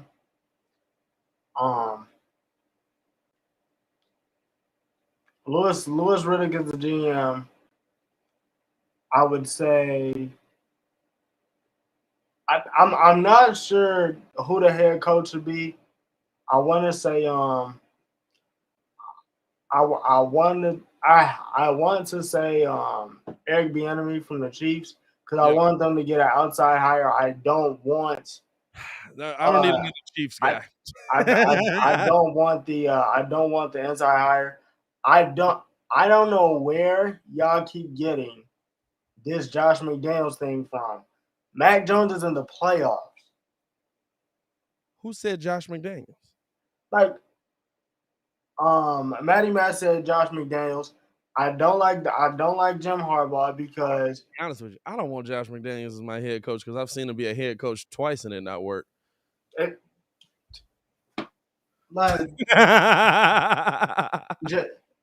Harbaugh is nice. Yeah. Baki, Coach T been saying that.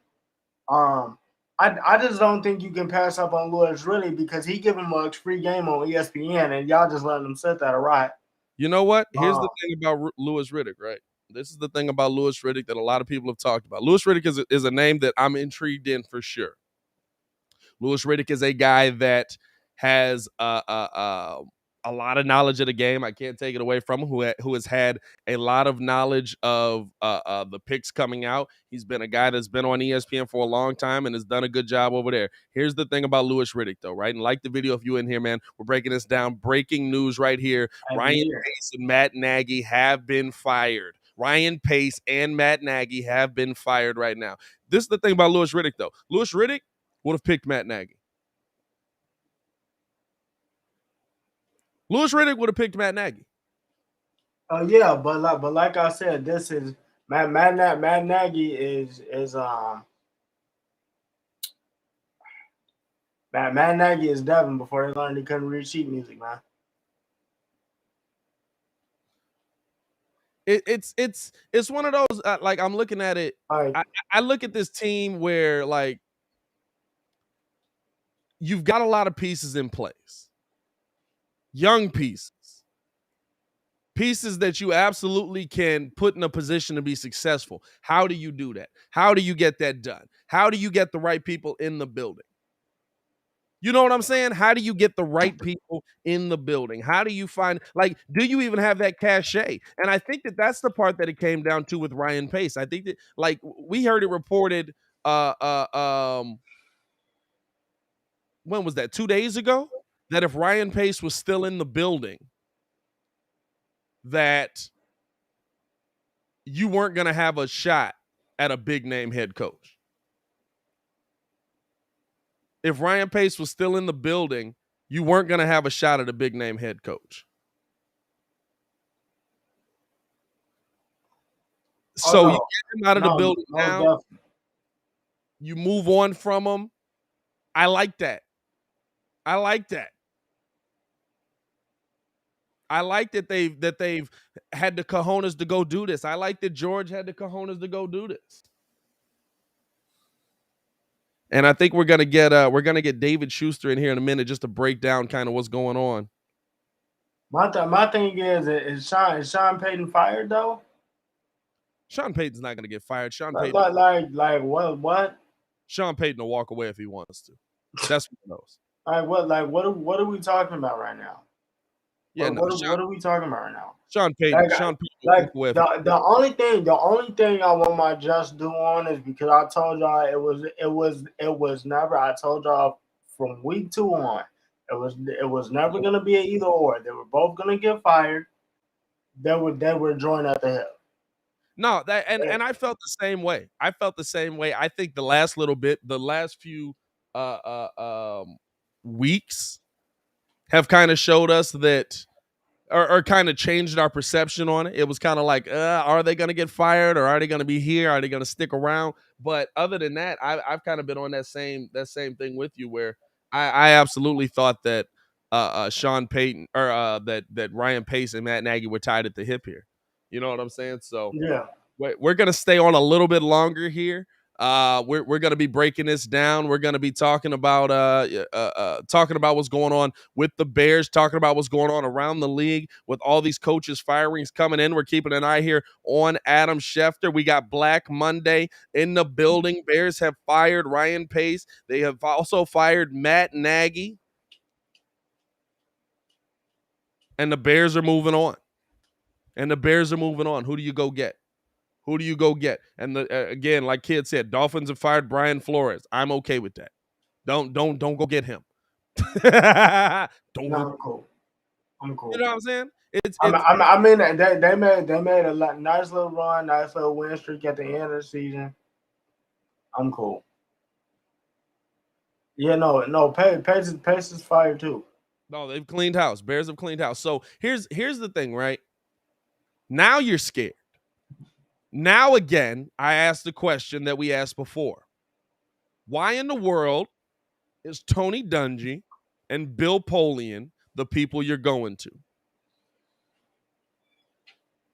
See, why are we looking at Tony Dungy and Bill? Can I just say this, Alex? I appreciate you, but I'm just looking at like I don't want anybody to be hired that's gonna hire their boy.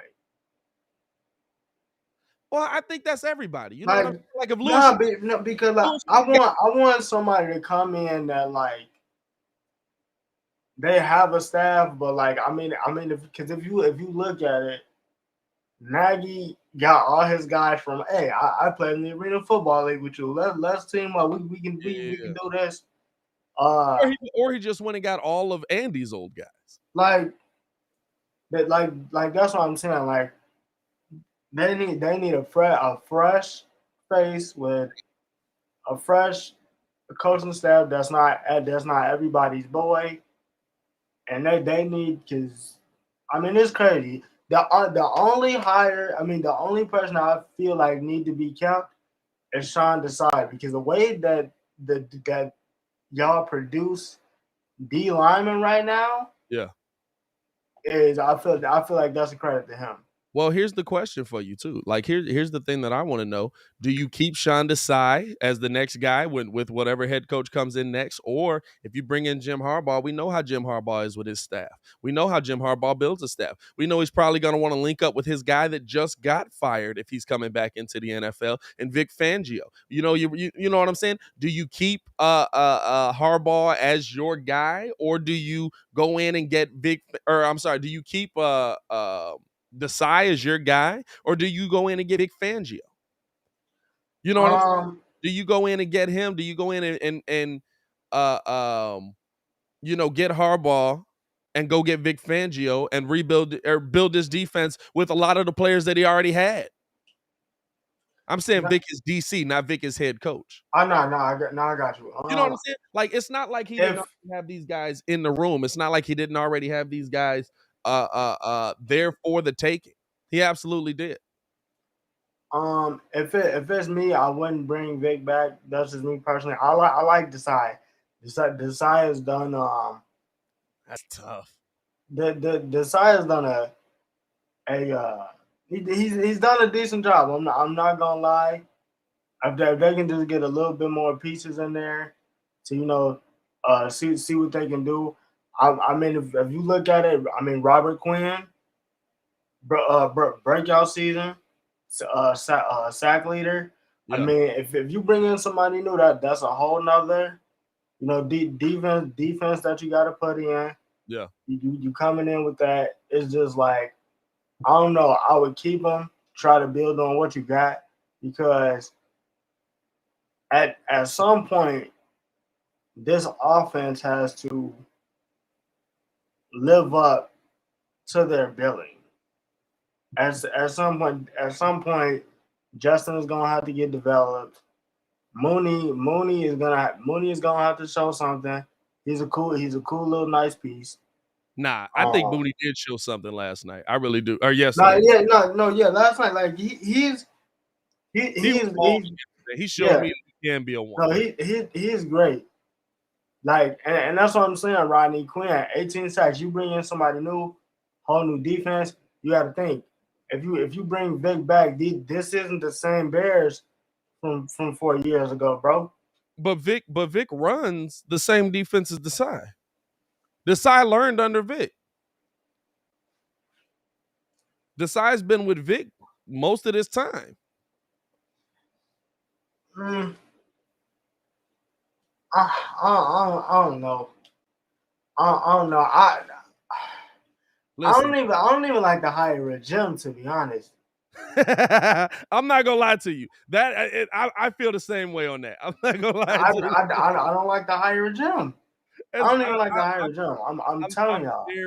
I'm very similar to you. And if you guys are here, man, we appreciate you for tuning in and rocking with us. This is the Morning Breeze. We do this Monday through Friday. The Chicago Bears have cleaned house.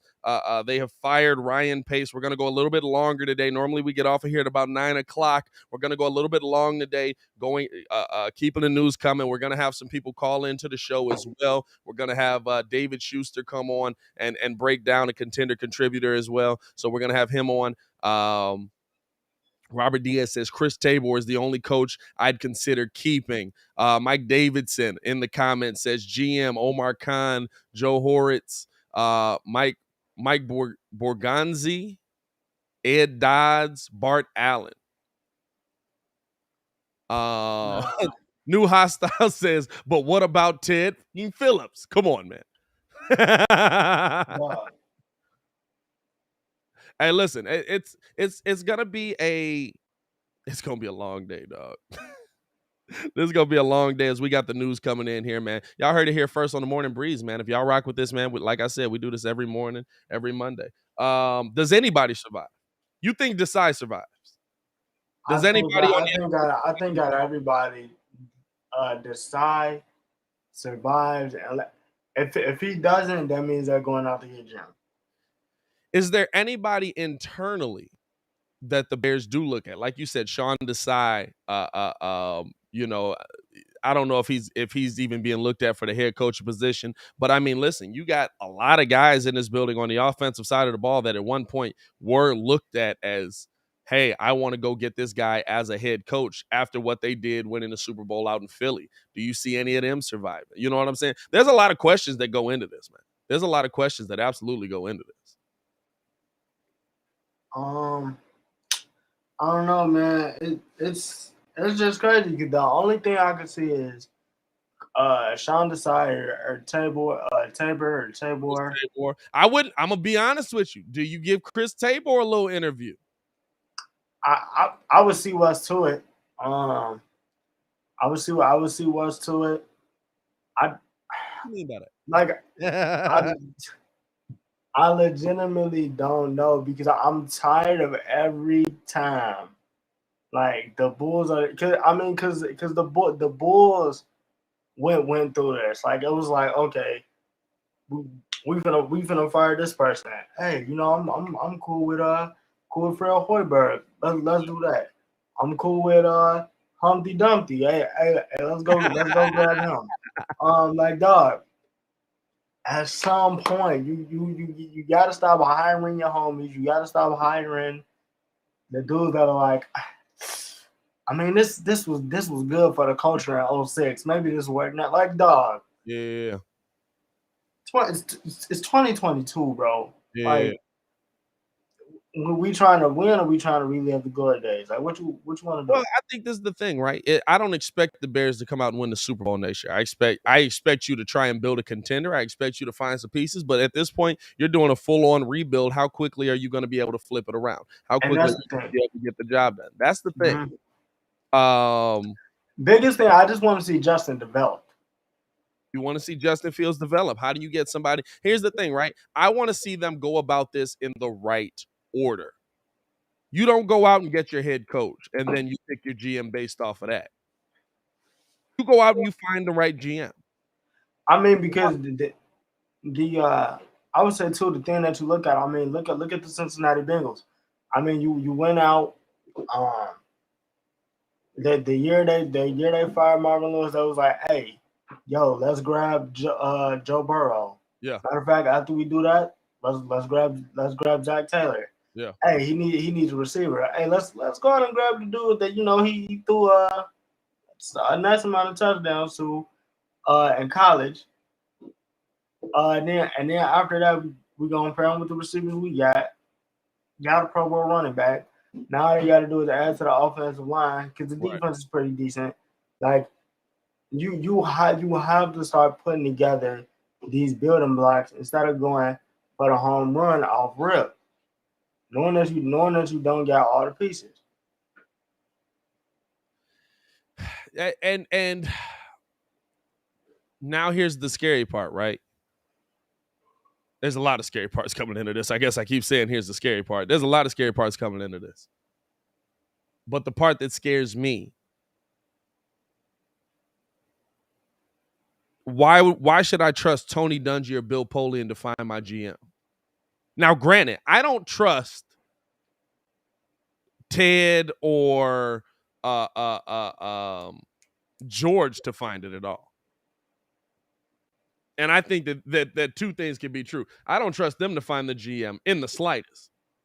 But why should I trust that Ted, or why should I trust that George or Bill Polian or Tony Dungy is going to be the one that finds the right guy? I get you had to start here, right? I get you had to start here. But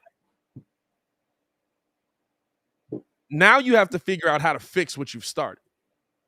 Now you have to figure out how to get to that next step. Now you have to figure out, okay, if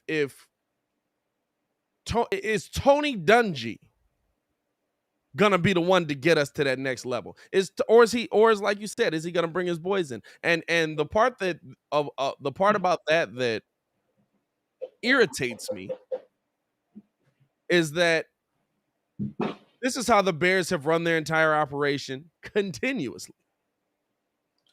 Last 7 seasons. Last 7 seasons. Only 4 of those have been winning. Yeah. Like, at some point, something has got to change. Yeah. No, I give you. I feel you, man. And how do you get that change in there? You know what I'm saying? I don't mind Ted Phillips being in the building because he doesn't do anything to me. You know what I'm saying? Yes, he's been the president. Yes, he's done all of this. All this has happened under him. They've thrown Ted Phillips into the John Paxson role. And it looks like we've got David on the line with us now. So we're going to go out to the phones here to talk to David Schuster as this news breaks that Matt Nagy and Ryan Pace have both been fired. David, how you doing this morning, man? Oh, hold on. Got to unmute the site. There you go. David, you there? I am here. There we barely, go. but there I'm here. we go. That's on my There you end. How you feeling this morning, David? I'm feeling good. I can only imagine most of the Bear fan base is feeling pretty euphoric, to be honest with you. This has been a long time coming. Anybody who thought that these two guys were going to hang around after the results of their performance at their jobs was nuts. Yeah. Everybody knew that Nagy was gone, and I'm starting to believe that, those reports that he was told a while back. He was just finishing out. Pace maybe was probably told at the last minute here. Yeah. But he should have been gone even before Nagy, to be honest with you. Two guys, they're both nice guys, especially Nagy. Yeah. But you know what? It's all about performance, wins and losses in the NFL. And if you look at Ryan Pace for starters, we'll start there. During his tenure, a record of 48-64, no playoff wins in 7 years, and he blew over $100 million in pretty bad quarterback play during his tenure. Nagy, obviously, he sealed his fate repeatedly with really dumb decisions on the sidelines and not being able to get his so-called offense ever in gear. So, out with the old, in with the new. They'll have plenty of chances to get a better head coach. I'll just say that. I mean, Brian Flores was let go surprisingly down in Miami. He had a winning record. I don't know if that's somebody that they'll turn to. I don't know if Jim Harbaugh wants to honestly come to the Bears. But good for the Bears organization, whoever ultimately made the decision, whether it was, Virginia at 98, 99 years old, or her son, George McCaskey, or whoever. Yeah. And I do agree with you. Ted Phillips, by the way, he's a money man. He was never in trouble here. He's there to make the family money, and he's done that repeatedly over the years. I don't really believe that he's been involved in too many, if any, football decisions. So he's going to hang around. He'll retire over the next year or two. He's going to get that football arena built probably in Arlington Heights and set the table for that. So again, Pace needed to go. Nagy needed to go. Out with the old, hopefully in with the new. Now, here's the scary part, right? Here comes now. This is surprisingly the easy part. Firing two guys that have failed miserably here in Chicago. It seems like it was such a tough decision for us here in Chicago, but it should have been the easy part.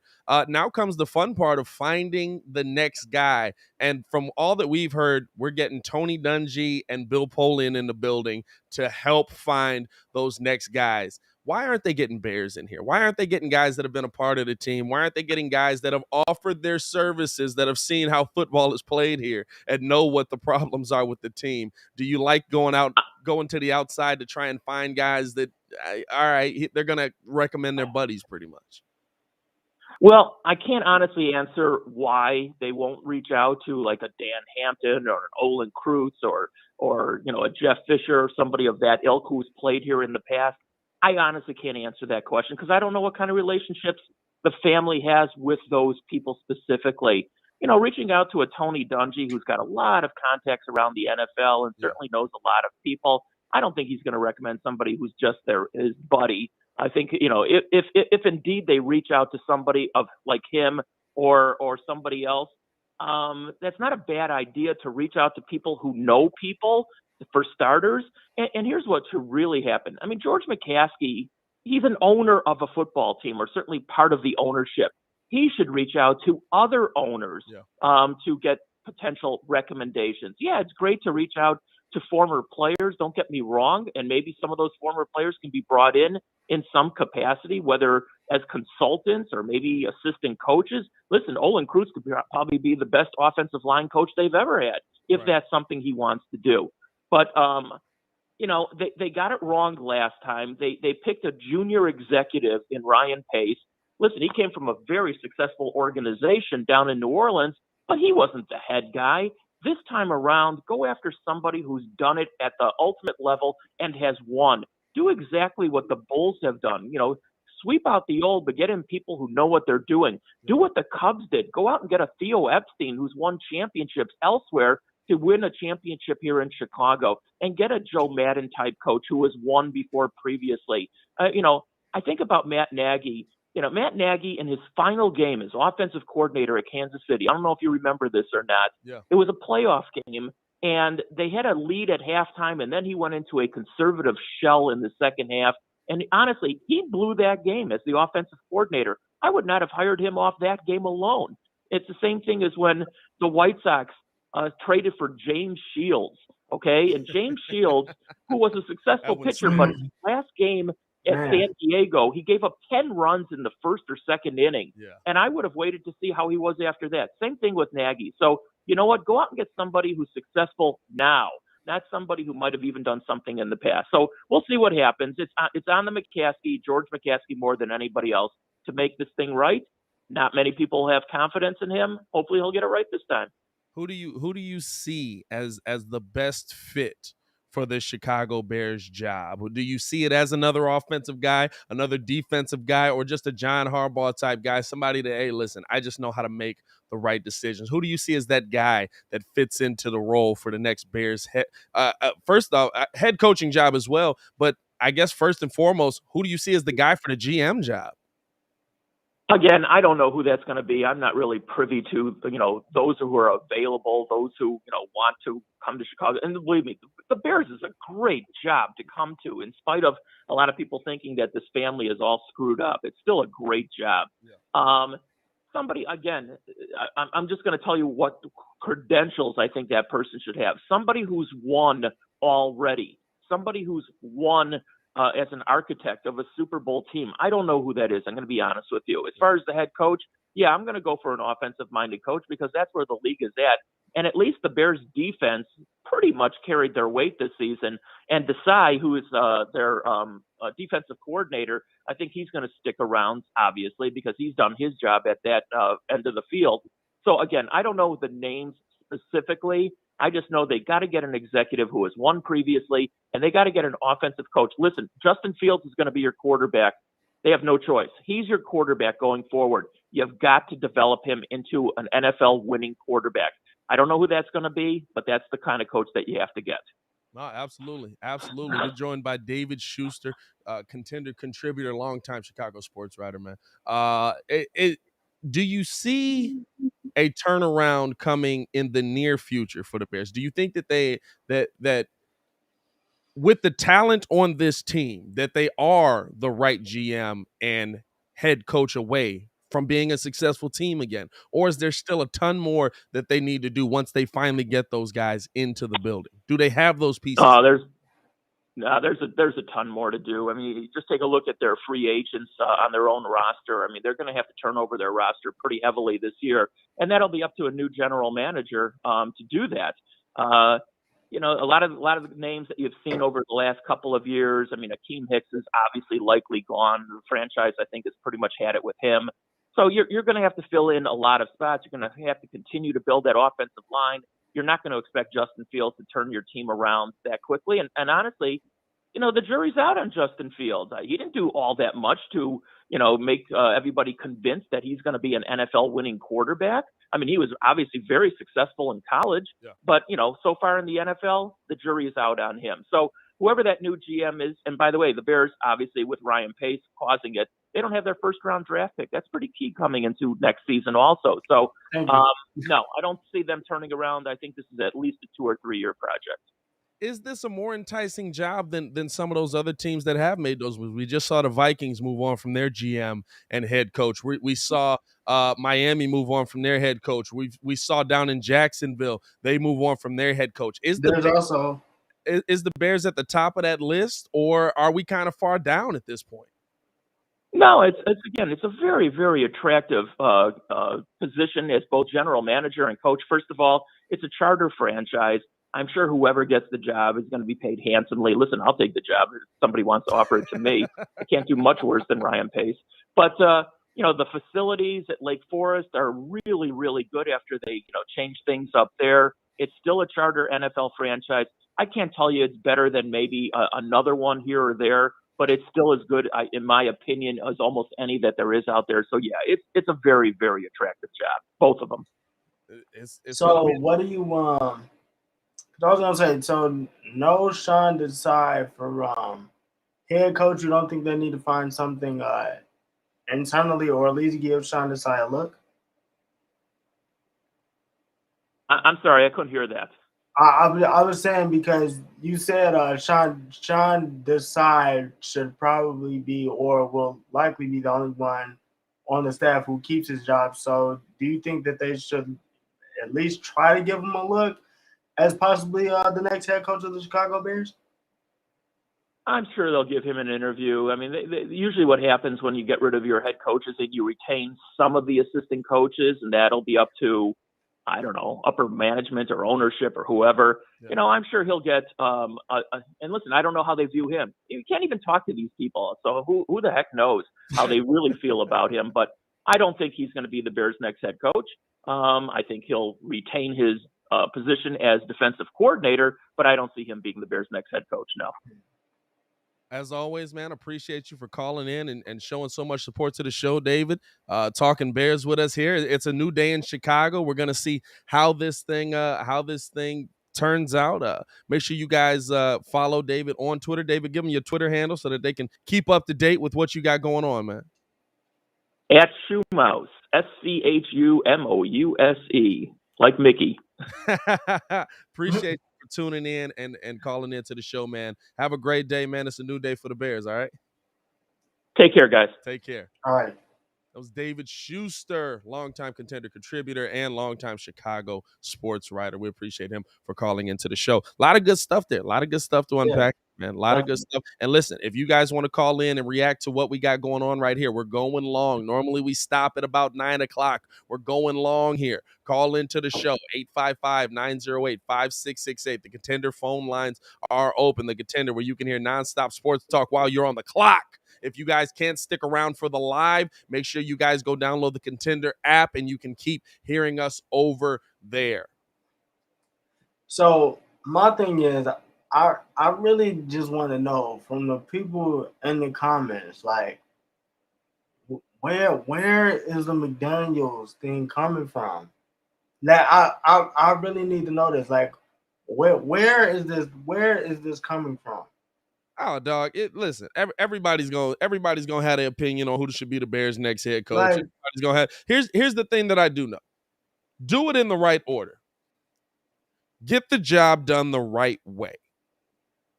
Let's get the GM first, please. Ass backwards about this. Come on now, you know what I'm saying? Go find you your GM. Go find you your president of football operations. Go find you whatever that piece is. I don't know who's going to find it. I'm not going to lie to you. I'm not confident that Ted is going to be the one that's going to be able to find it. I'm not confident that George is going to be able to find it. I'm not confident that I don't understand Tony Dungy. I don't understand Bill Polian. Y'all know how I feel about them. But somehow, some way, you have to, at a minimum, find a way to get this job done.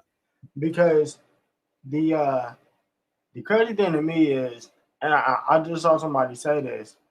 I mean, and it's like Schuster said, like it's like I said, you have to go find your Joe Maddens, your Theo Epsteins. Like the Bears are going to have money to spend. They need to do this the right way because there are going to be free agents out there as well to build to a roster who, like Schuster said, yeah, it's not a bad roster. Like, you got to look at it like I said, AB's coming up, Chris Godwin is coming up. Like, these, if you do this the right way, you'll keep Justin alive. like that too. Yeah. Like, if they do this the right way, the Bears are going to be in a position, even though they don't have their first round pick this year, to win games. Because, I mean, let's just look at the rest of the division for a second. Zimmer's gone.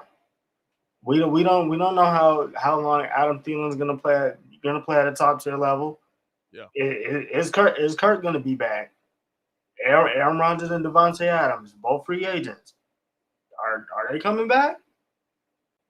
We don't like the Bears could possibly win the division next year. It's just all about putting the right pieces in place to do so. No, and I believe that they can do it, but they just got to do it the right way. Hey, let's go out to the phone lines, man. Let's talk to some of the P1s that have called in, man. We got Robert Schwartz on the phone, man, with that crisp. Robert, what's good? Robert, what's good? What's going on, guys? How you feeling, today? Man? How you feeling? Oh, I'm feeling fabulous. Get rid of this damn head coach. Get rid of Ryan Pace. The next one is Ted Phillips. Yeah. He needs to get out. He can't spend money right. They go and get bum free agent Mike Lennon. Look what Ryan Pace did. Pay this bum. I'm very disappointed in the Bears organization as the McCaskey family. They've been around for decades. They've been around house. And as a Bears fan, as I live in Green Bay, Wisconsin, I got to see my arch rivals every day. And that, oh, you're a Bear fan. They make fun of me. I'm done with it. They need to go and get a good GM. And I think Derrick will be the right candidate, in my point of view.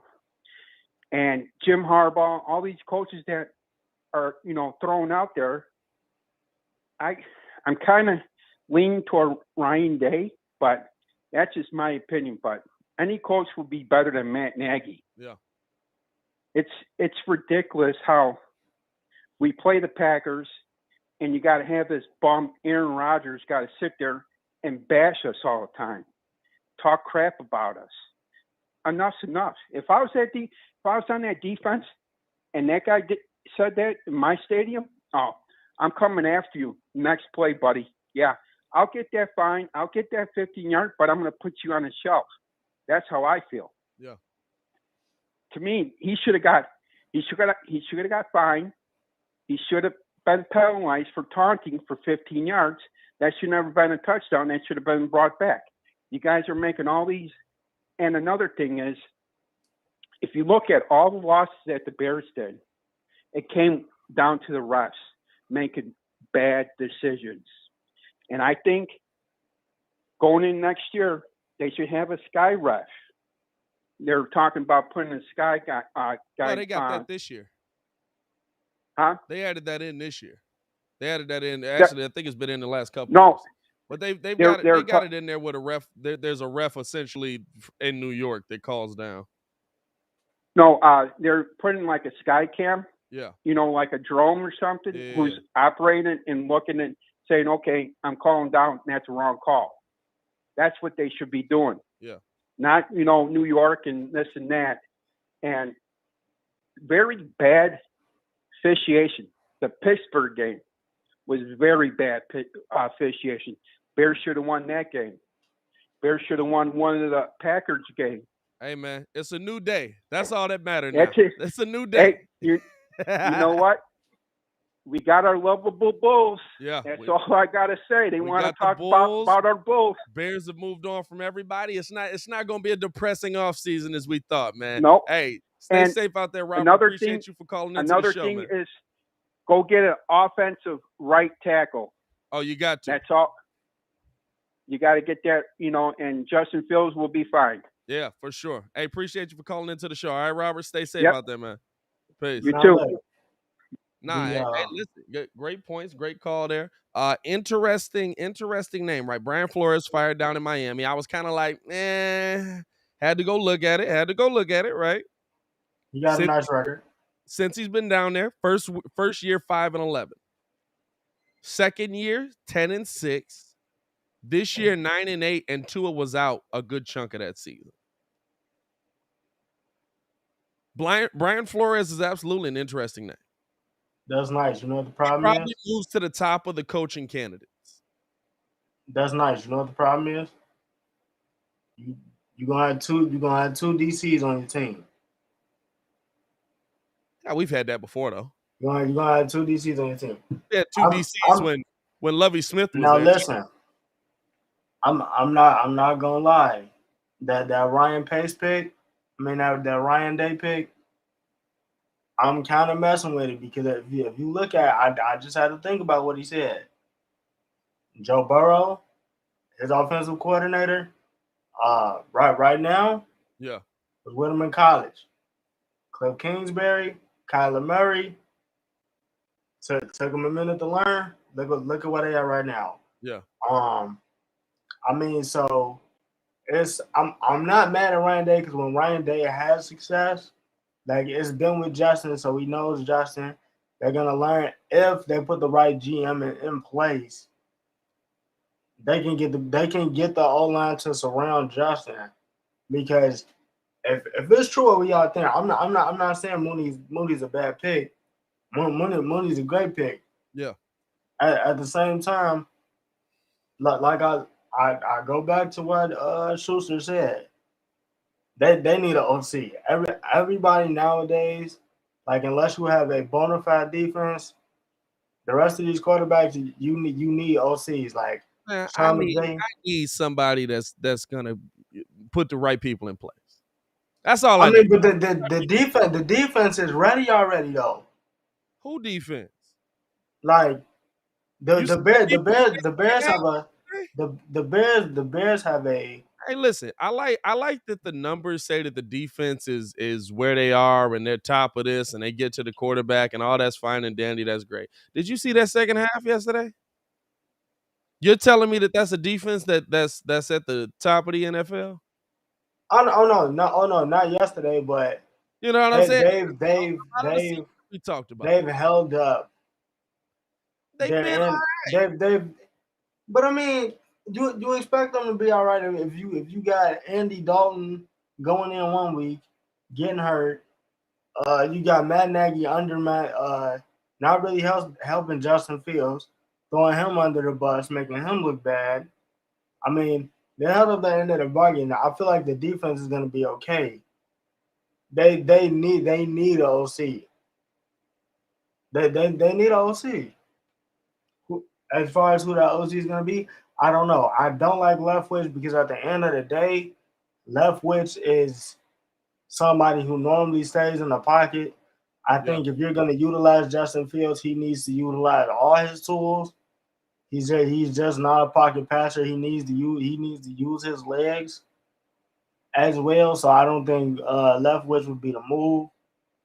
I could see a Brian Daboll maybe, but if you're gonna go offensive guy, right? The reason I like Leftwich is because I know for a fact he's the one running that offense. oh no, yeah, most definitely. I know for a fact that Bruce Arians is not the one running that thing. He's not the one. You know what I'm saying? Like I know for a fact that it is Byron Leftwich that's running that thing. But to me, I don't want a Byron Leftwich unless you can't find a dude like a Bruce Arians. Find me a dude that can build a staff. Because what have we had? Mike Tomlin. Well, here's the thing. What have we had? Well, if Mike Tomlin's available, yeah, go find Mike Tomlin. Sure, great. But find me a dude. I mean, listen, that was easy. Find me a dude that can build a staff. Find me a dude that is going to be able to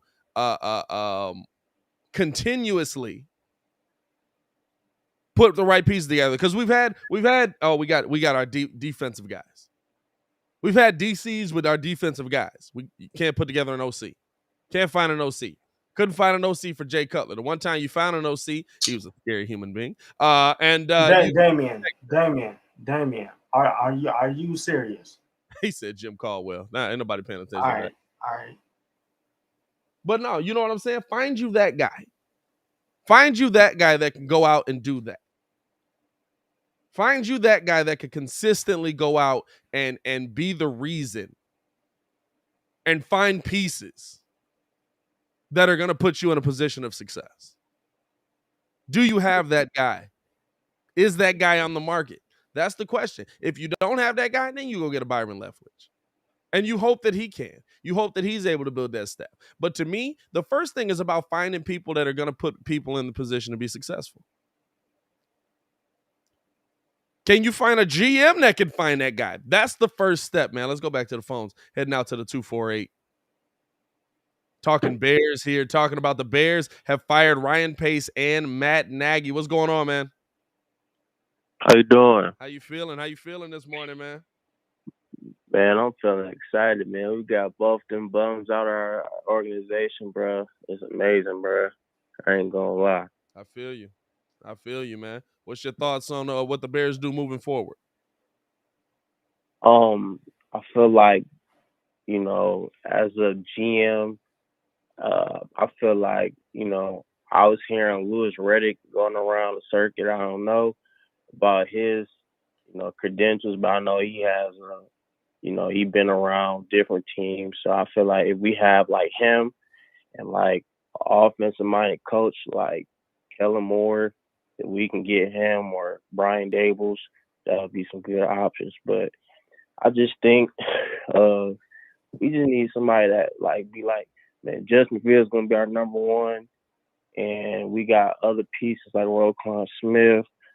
Who else we got? We got just young pieces. I feel like they just, if they can bring people in there, bro, that can help the young pieces out and develop, that would be great. I ain't gonna lie, we can win some Super Bowls. Squad. For sure. Get some For sure. pieces to me. Hey, appreciate the call, man. Appreciate the call. You think?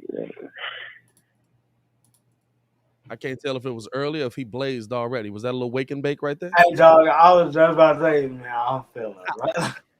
I was trying to figure it out. I was like, man, this dude is either. Gang. It's a new day in Chicago. It's a new day in Chicago. The pettiest man alive is back in the building for the pettiest topic of the day. Kid, how you feeling right now, man? A little bit of firing by the Bears right there. You were on for it when it happened, but hey, listen, I'm all for it. Who do you see as the next option, man? Who do you see? Where do you see the Bears going next? What's going to lead the Bears to success here? Competent hiring of your GM and allowing him to do his goddamn job. Right. So at this point, you wanted to clear house. We said that, hey, there's a chance that both of them go. I was on the fence of one of them staying. I was on the fence of Ryan Pace staying, who I think will absolutely get another job relatively quickly. Yeah. At this point, hey, now that you've done it, you've made a move. You made a big boy move for the first time in a very long time. Yeah. Right. Great. Salute to you for doing so. I love it. Now you want to run your organization like an organization should be ran. At this point, what's going on with Ted Phillips? Hey, we'll see. What's going on with Ted Phillips? I feel like the way that y'all be talking about Ted Phillips, he like the dude that sells jewelry. That's like, man, I got these primetime pieces right here. This is a dime piece right here. You can't find this nowhere else, and then just be mismanaging the heck out of money. This is the thing, though. Like, right? Like, Ted literally just signs checks and gets buildings done. Like, it's literally whatever you say, dog, just sign the check. The one time Ted did get involved in football stuff, Bears didn't draft LT, and they stopped letting him be involved at that point in time. You're not. Hey, listen. Hey, listen. And he was done making football decisions at that point. And he's no longer president. And he's out. That's why you just signed the checks. Hey, you see that? Said George is like, you see this? This right here? You see how my hand moves? I don't want to do that. You do that, okay? That boom. All right, that's what you get to when you have billionaire things. Here's the thing, though, and I'll say this again. It's been reported several times that the issues with the Bears are not with some of the people that we hold over the fire. Yeah. So at this point, if you're stepping up, you're taking charge, you're trying to move into the end, guess what? Let me see it. I'm putting George on notice same way I put Aaron Rodgers on notice. Yeah. You made a big boy move, just like Aaron Rodgers made big boy comments all season. Guess what? All right, show me. Hey, at this point, what are you going to do? Who are you going to hire? Are you going to let him do his job? Or are you going to say he's going to have input on the next coach while you sit there and take his legs from underneath him? Like you did with Ryan. I'm going to be honest with you. And for everyone saying that Ryan Pace is a problem, all of the people you feel good about on this team that would attract someone to come here are Ryan Pace picks. Yeah. Right. So unless you're going to sit there and take that all the way down, which you can't, can't take that argument all the way down. I feel like the caveat to that is, it doesn't mean like you can put the right pieces in place. It doesn't mean that you'll be here when those pieces see success. Yeah, we say that all the time. You know what I'm saying? You feel good about is a Ryan Pace creation. The offensive pieces you feel good about. I don't know who all these mugs are to feel good about this defense. I don't know what y'all been watching. I don't feel good about this. I feel good about Roquan Smith, Jalen Johnson. There's about 4 pieces on our defense. I ran down. And that's better than a lot of defenses around the league. Like Ryan Pace, and it's like Schuster said like Ryan Pace should have been going a couple years ago. Like he's made some picks, but he's missed on a lot. He's missed on a lot. To me, that Pace is with most on has been signings and managing the cap. But that's a huge part of what you got to do. Huge part. Huge part. Like listen, let's be real. It's a poor thing to learn on the job. It's a poor thing to learn on the job. He absolutely learned that on the job. Hey, listen, you can't show up the first day and say I'm gonna give him $18 million, and halfway through the season we're like, oh brother, this guy's terrible. Hey, realistically, you know what? The ones that the things that we hold him to the fire on happened within his first 3 to 4 years. But since then, he's gotten better. Unfortunately, the mistakes that he made 3 or 4 years ago were just so big that we couldn't overcome them. Dog, he had 20. That's he all had it 20 is. million sitting on the bench. What? Two quarterbacks. Yeah, this year, coming into this year, because you couldn't find nothing to do with Nick Foles, and you had to bring in Andy Dalton, and you had to bring in, and it's like that's a lot of money for backups. You know? A lot of money. It's a lot of money. Damn, he spent $48 million in backups. A lot of money. He burned a lot of cash in that QB room. He did. I've never quantified it like that. I never thought about it like that. He spent $48 million in backups. He's bad. But guess what? He's absolutely been rated one of the better GMs the last 2-3 seasons. It's from his picks. He has. I didn't say it. They rated him that way. Well, you know who wasn't rated one of the top coaches? These are probably the Matt same Nagy. people. For the last 2-3 seasons. It's based purely on his picks, though. It's based purely on his picks. As a drafter, I give Ryan Pace credit. Like, let's be real. First round, second round, third round, question marks. Maybe first and second. Third down, he's great. Third down, he's great. The problem is the Bears have been bad, so they've had a lot of first round picks. Now, here's the thing. Did he get it right this last time? Did he get it right this last time as the Bears are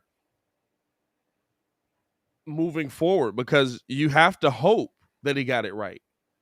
You have to hope that Justin's the right call. You have to hope that Tevin's the right call. And guess what? You got to hope that now that they're out of the building, you can put the right people in place for them to be the right call. And it's going to be interesting to see, man. Let's go back out to the phones, man.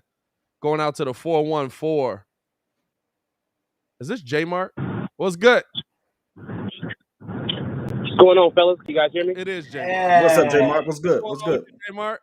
What's going on? Ringo, P.kidd, Pat, what's going on? How y'all feeling, man? How you feeling, man? Feeling great, man. What's going on? Nothing much, man. Look, I mean, residential GB fan, go Pack, go.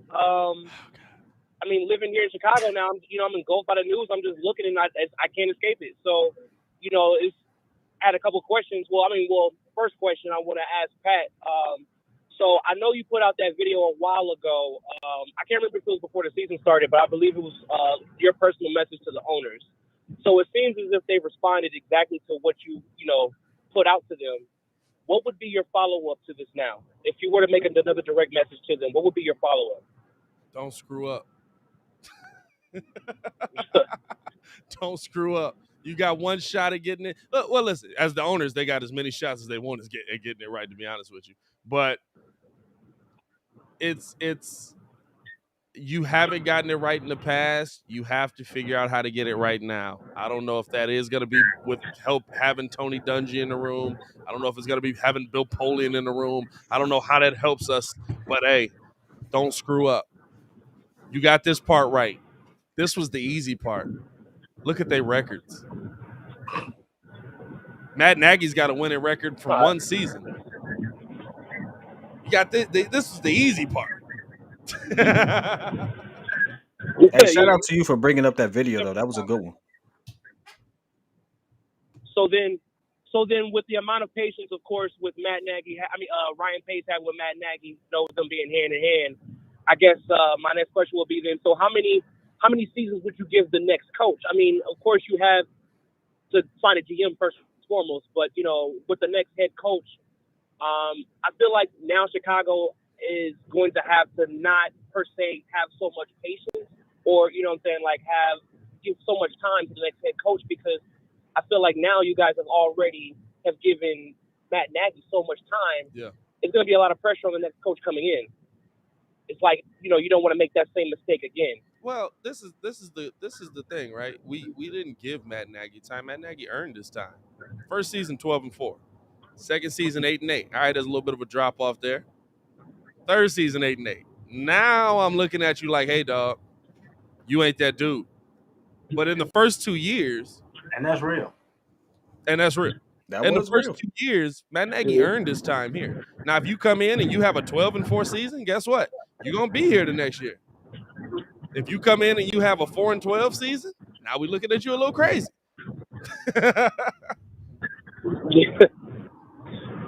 But no, man. No, I think that's what it's all about. It's all about timing. It's all about what the next guy does. And even that with GMs normally get 2 head coaches.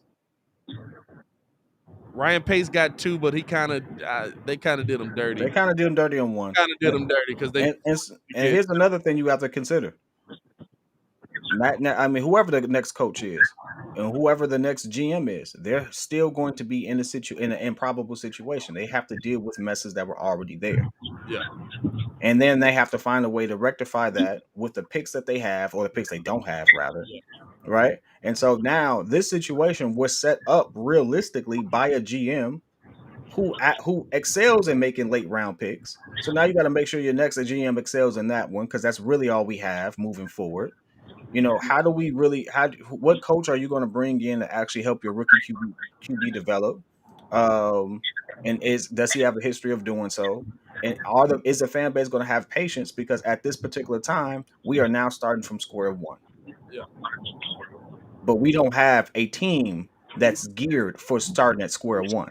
We have people all over the place. We have an aging defense and a young offensive core. Are you going to give that time to gel? Or are you going to give that time for that offense to catch up? Do they accelerate? There's a lot of variables that go into that ultimately, from a fan's perspective, because we don't really know crap, are we going to have the patience to see work? Right.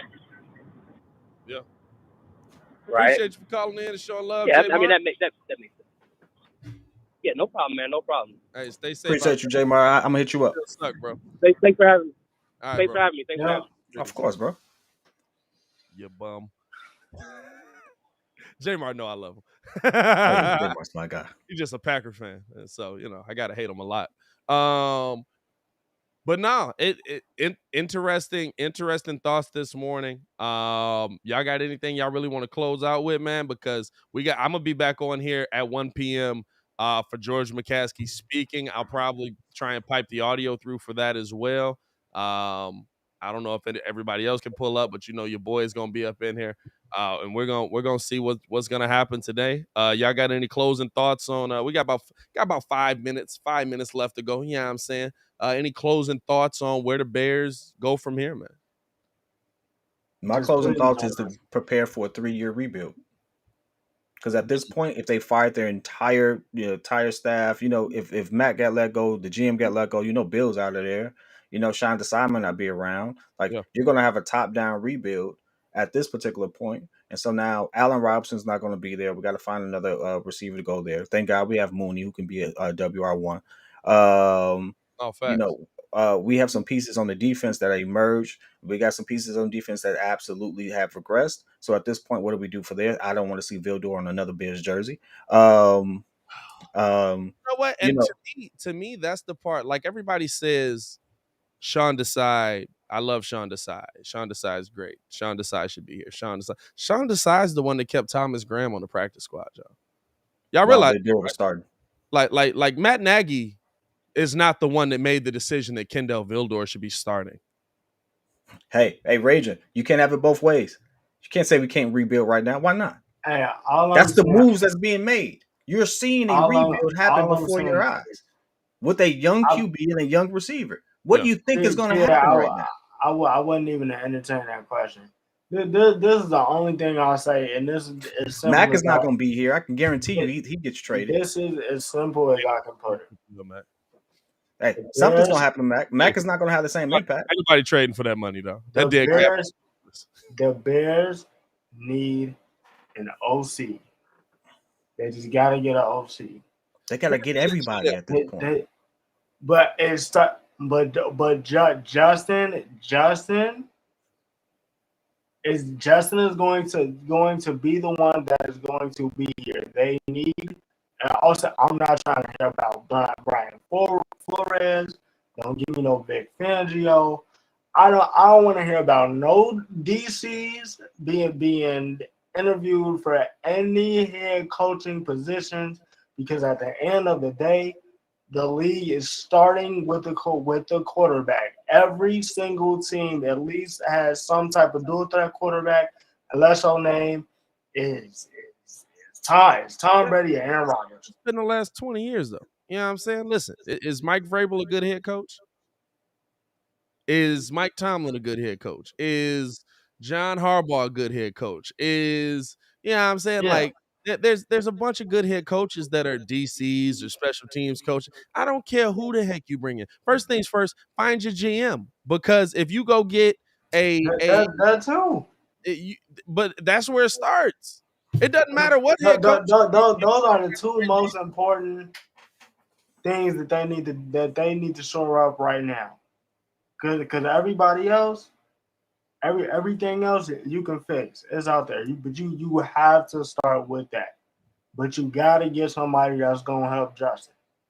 No, not right now, but right now. I get that, but that doesn't mean that it's a man. That was a great throw by what's his name, by Josh Allen right there. My God, it doesn't mean that it's an offensive coordinator as your head coach. Okay. It doesn't mean that it's an offensive coordinator as your head coach. Now, I tell you what, though, you know what these moves mean? If the rumors were right that Sean Payton would consider coming to Chicago, but he wouldn't come if Pace was here, well, Pace ain't here no more. I don't think Sean Payton's coming to Chicago because Sean Payton knows how Chicago is. Sean Payton told Ryan Pace not to come to Chicago.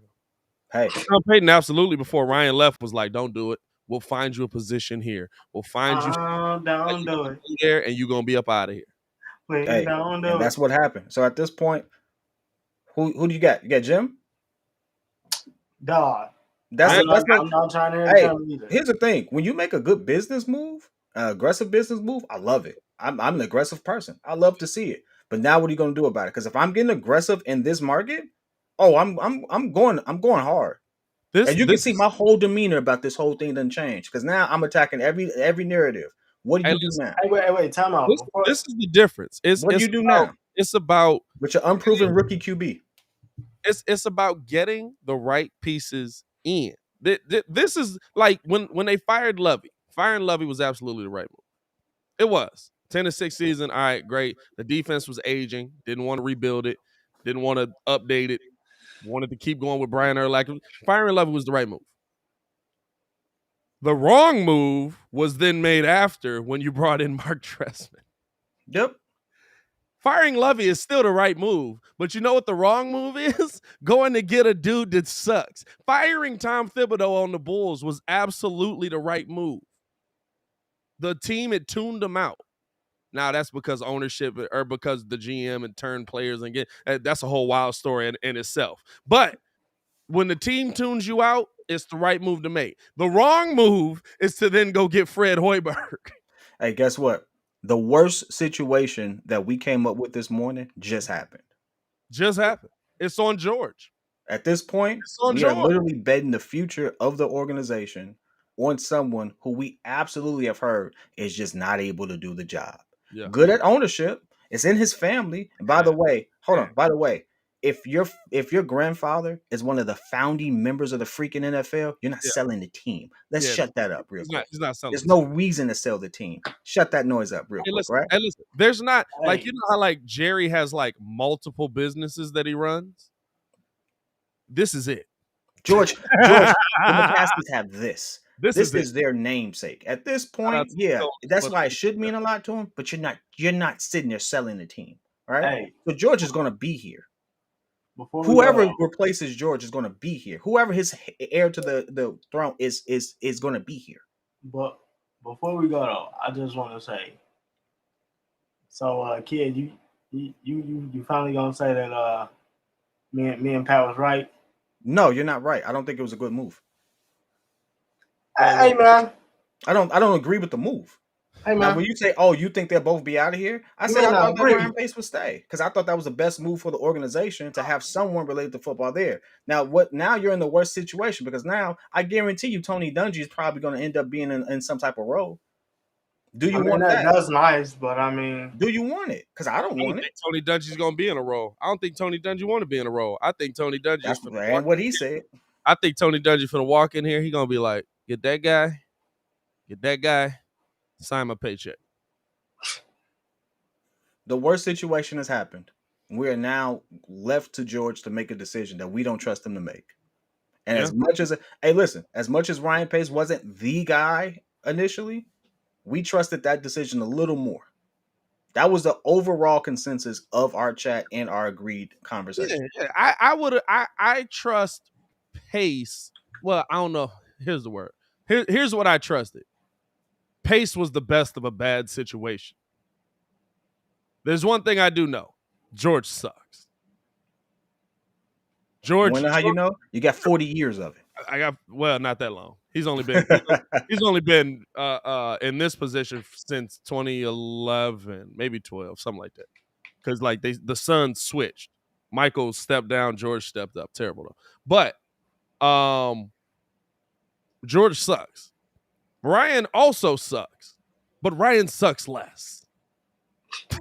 like that's really how I feel about it. It's like George sucks. Pause. But Ryan sucks a little bit less. No, however you want to take that. Hey, listen. When you got a record like Ryan Pace got for the last 7 years, however you want to take that.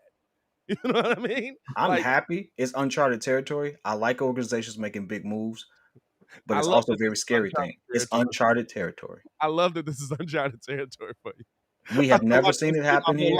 Hey, we've seen these waters. We've drowned in these waters many a time before, kid. At this point, we're like the Pirates of the Caribbean. Hey. We just keep coming back, reliving the same nightmare. Hey, they got to show it. They got to show us now. Yeah, they got to show us now. And guess what? It's too many narratives that are going to go into this next season. You thought the pressure was on last season. Guess what? You got a new organization that has to come in. Justin has to learn that system. Like, it's going to, I mean, he had to learn a new system anyway with a new coach. Yeah, but he has to learn a new system with a new coach anyway. Like, who do you hire as your DC? Who do you hire as your OC? Who do you like? All the stuff has to happen, right? This is like, yo, it's too much change at one time for me. This isn't a retool move. This is a rebuild move, and nobody wants to rebuild. I'm in it for us to actually suck for the next year or so and be good by 2024. You got young talent that you wouldn't have to, though. Like, you're not going to trade Roquan. You got to re-sign Roquan anyway. You're going to re-sign Roquan. You're not going to get. Tell me we're going to be better than the Vikings were this year. You said what? Tell me we were going to be better than the Vikings were this year. Tell you that we're going to be better than the Vikings were this year? Next season, tell me we're going to be better than the Vikings were this year. Depending on what you say, I'm logging off. I don't know, but it's about it. Listen, I'll tell you this. It's going to be a drastic turnaround if Tevin Jenkins is what Ryan Pace said he is. I guarantee that. Hey, man, he the one that said he was going. Too much of our future just loom on picks. That's how it goes. And listen, if you got a good left tackle, that changes your whole game. Changes the whole game. I'm telling you, the NFL is the one place where you absolutely can go from worst to first. And the other thing is, you suck so bad this year, the head coach is gonna have a nice schedule next year. The schedule's already out, isn't it? Huh? Schedule's already out, isn't it? I don't know. I don't think so. No. I don't think the NFL schedule's out yet. The draft order's already out. The draft order's already out. Draft order's already out. Minus like the bottom teams because it depends on where they finish in the playoffs. But you know what I'm saying? Like, it's like I look at where this team is going to be next year. It really all hinges on, does Justin Fields take a step, and is Tevin Jenkins what we hope he is? Hey, man, he the one that said he was going to impose his will on another man. Hey, statement, dog. They said the schedule is out. Schedule's out. How's the schedule? Not time and days, just the opponents. Oh, yeah. Okay. All right. Well. I mean, that's actually good. Okay. Well, no, because we don't know. We don't know what those teams are going to Yeah, look like. we don't We what know the who the teams are heavy not. hitters are still going to be. Yeah. Like, you know, the Rams are still going to be the Rams, at least for the next season, Let's see. if we play them. Hit the wrong thing. Bears 2022. We know Deshaun Watson's not going to Miami for sure now. Yeah. Bears 2022 opponents are set. We will play the NFC North teams will square off against all the teams in the NFC East and the AFC South. Wait, no, NFC East and AFC East. Since Chicago finished in third place in their division, they'll match up with the third place finishers from the NFC South, the NFC West, and the AFC South. By the way, the NFC West is not a joke. So the third place finisher in that is still a problem. Oh, wait, no. Is that Seattle this year? Seattle third place finisher? They last. They last. So home games, the Bears will play Detroit, Green Bay, Minnesota, of course, Philly, Washington, new name to be announced, Buffalo Bills, Miami Dolphins, Houston Texans, San Francisco 49ers. Wow, that is such a... The away teams will be Lions, Packers, Vikings, Dallas, Giants, Jets, New England, Falcons. Hey, are we solely doing Bears right now, or are we just doing league news? We can do league news. I feel real bad for Flores. We just stayed on talking Bears. Yeah, I feel bad for Flores. And the reason why is because the relationship with his starting QB deteriorated while the organization was actively trying to trade his starting QB. Yeah. And now he's getting traded because the trade couldn't have gone through. Flores was actively in on them trades too. It's conflicting reports because one says that the head coach Flores did not want to trade. Somebody called Cap. Open to it because ownership was leaning toward that way and wanted to be inclusive of it. Somebody called Cap. Please, somebody call Cap. Hey, listen, I don't know what the story to believe is, but it's an impossible situation for a head coach when you know, hey, ownership is like, yo, we're definitely getting rid of this guy. You just want to be receptive of it, like, hey, listen, he's a good QB. If he's here, we're going to absolutely win games. No one's going to sit there and say Tua is better than Deshaun Watson. But I mean, it's like one of those things where now you fire him because he bought into the idea of getting him here, and now his starting QB, who still here, ain't got a relationship with him. So it's like one of those things where ownership kind of put him in a really, really bad situation. I think that Flores he was in on that though. Flores, you have to be in on it at some point when your ownership is saying that's where we're going. Like you have to buy into it at some point. Complete. If ownership tells you, "Hey, this is what we're going to do," bro, he was in on that before this season though. The league was in on Deshaun Watson, dog. Yeah, there's nobody in the league who said no to Deshaun. Hey, we got Justin Fields. I'm in on Deshaun Watson as well. I don't know if anybody in here not in on Deshaun Watson. Hey, you want Deshaun in New York? Hey, Ringo, if you tell me right now you wouldn't take Deshaun Watson over Justin Fields, you'll never be invited to this show again. And you was here before me. I promise you. I will be on a constant petition to have you kicked off the show. Dog, if we get rid of one of them picks to get Deshaun, yes. Nah, you got to come up on both of them picks.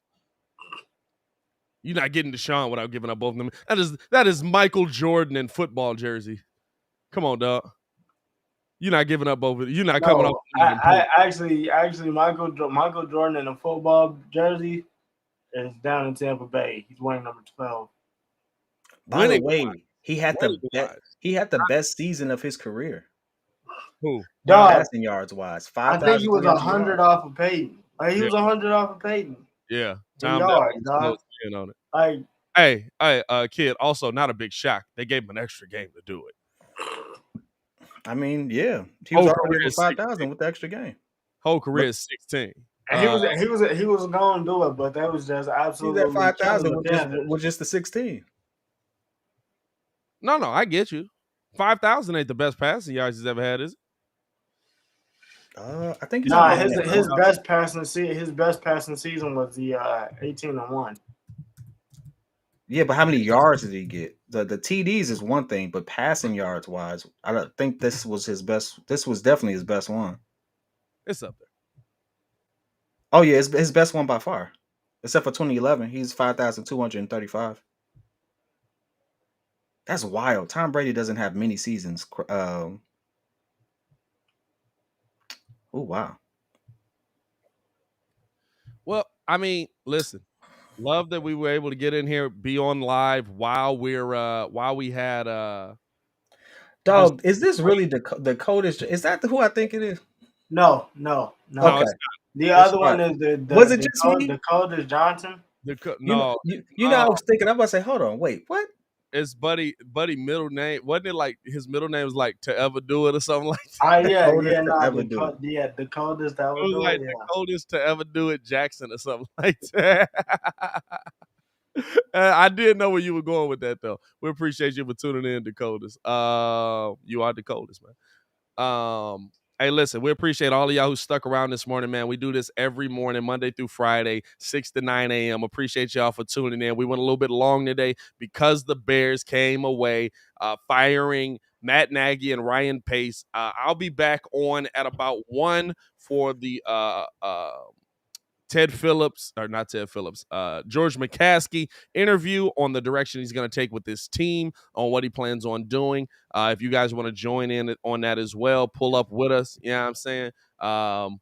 It'll be a lot of fun. We'll be breaking down more Bears stuff. We're going to be talking Bears all day today as well. No Bulls game tonight, right? No Bulls game?